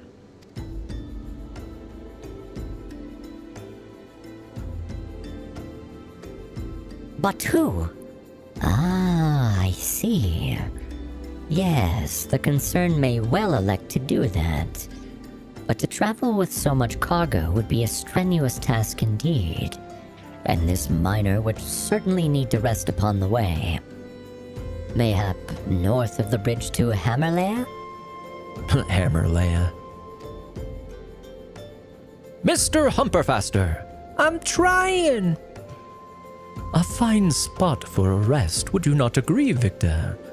You lie in wait to the north, and I shall do the same to the south. Forgive me, my friends, but I have received new orders. I must inform my men at once.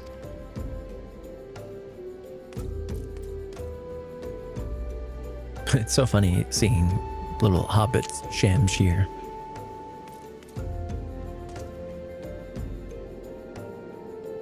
interesting shield. Call me a cynic, but I would be surprised if these thieves lay down their lives and arms and surrender. See that you come prepared to offer them some encouragement.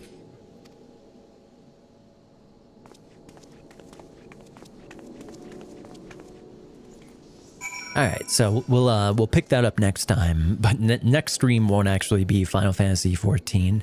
We're gonna start doing ESO again when Cowpoke gets back to his gaming rig. But tomorrow, I'm not sure. We'll have to. We'll see what. Oh wait, tomorrow's Friday, so tomorrow is Among Us, and that'll be starting at, what did I say, 4 p.m. PST. Let me look at the announcements here. So yeah, tomorrow at 4 p.m. PST, we're going to be doing Phobane Guild games, basically. We're going to be playing the Among Us official version instead of the VR version, because some people only have their phones to play with, and I want everyone to be able to play, even if they only have their phone. So actually, I wanted to let me see here. I said I'd play another Knower video. Let's see if it's Knower or Lewis Cole. Lewis Cole.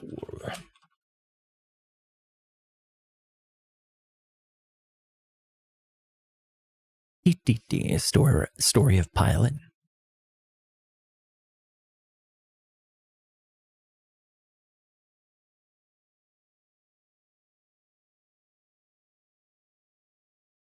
Doing the things. I'm like, this is so nostalgic. These are all all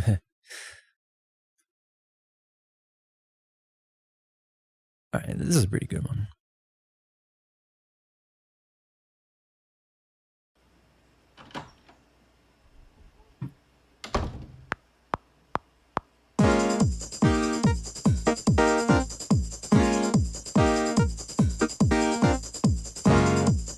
Love the Michael Myers jumpsuit. And how about that piano stand? It's the best in history.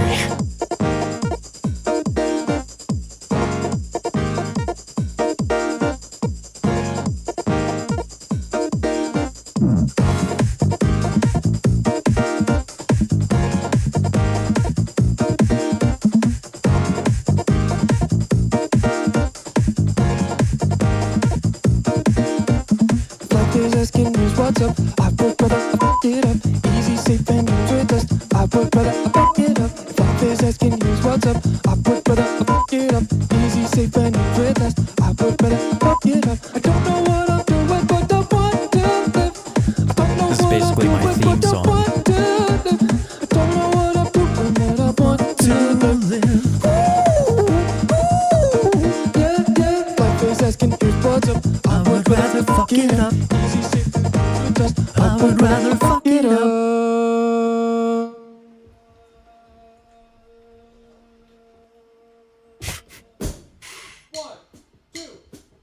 It's so funny how his, homemade music videos is better than 99% of the music industry's trash that they put out.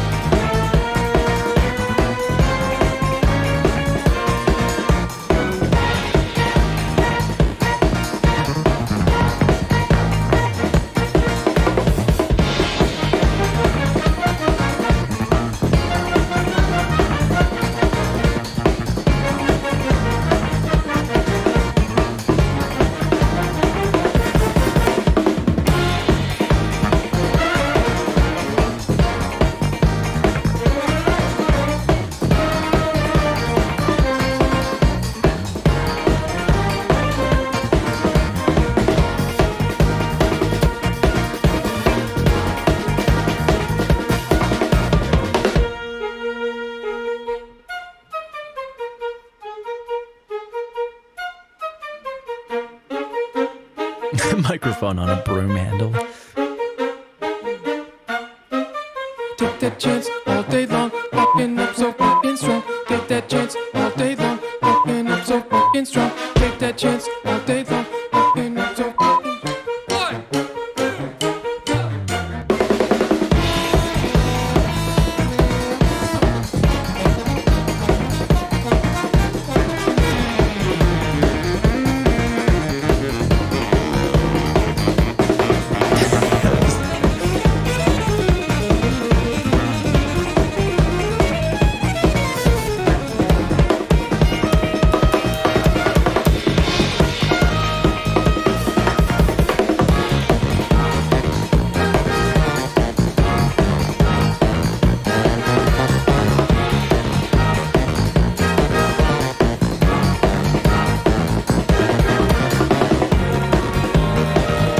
It's funny, these girls right here. This is my sister in the 90s. This is how all the girls looked in the 90s.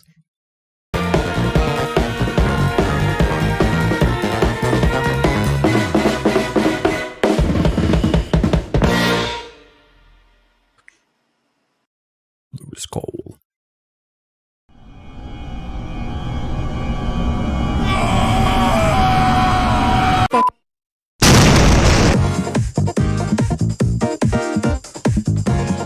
Love Lewis Cole, love Nowhere. He's got a very, a pretty varied style too. Like he's got funky, weird music.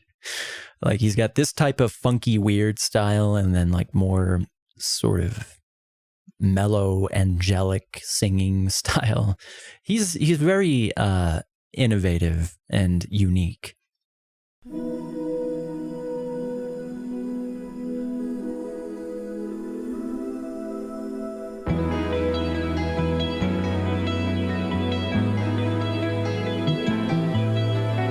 Evolution takes a break. Green becomes the only race.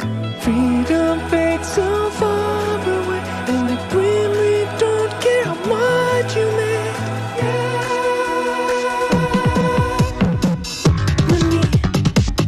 Money makes you rich, I guess.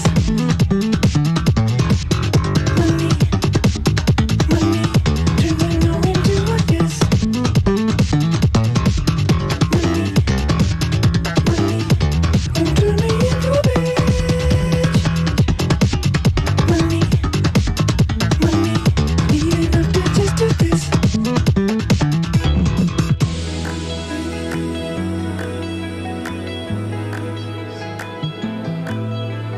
No plan B and no pullout. I sound the same with or without. I'll give the truth, not sell it out. I don't wanna even sing about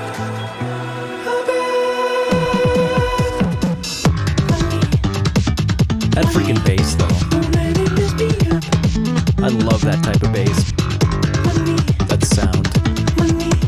some freedom is enough to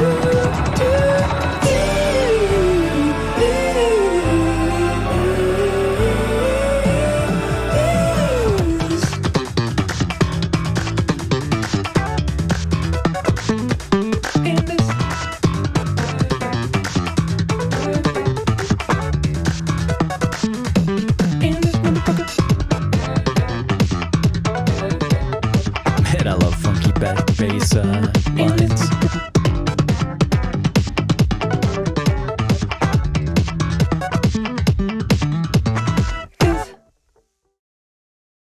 Can a lock come up in your crib? What the hell is a lock? A lock. All right, one more. Just for the nostalgia, the 90s girl nostalgia.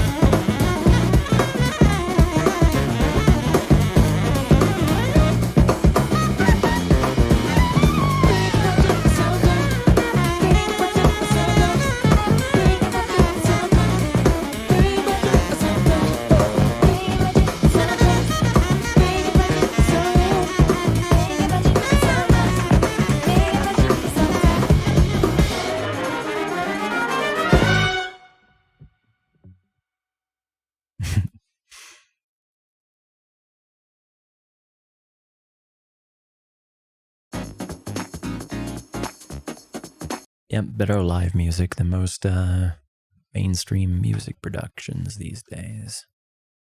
Alrighty, so with that, I'll close on out. Thanks to everyone who tuned in. We'll be back tomorrow, 4 p.m. PST. Click the first link on the description. I'll take you to the Discord if you want to join us. So, may the Force be with you always. The Force will be with you always.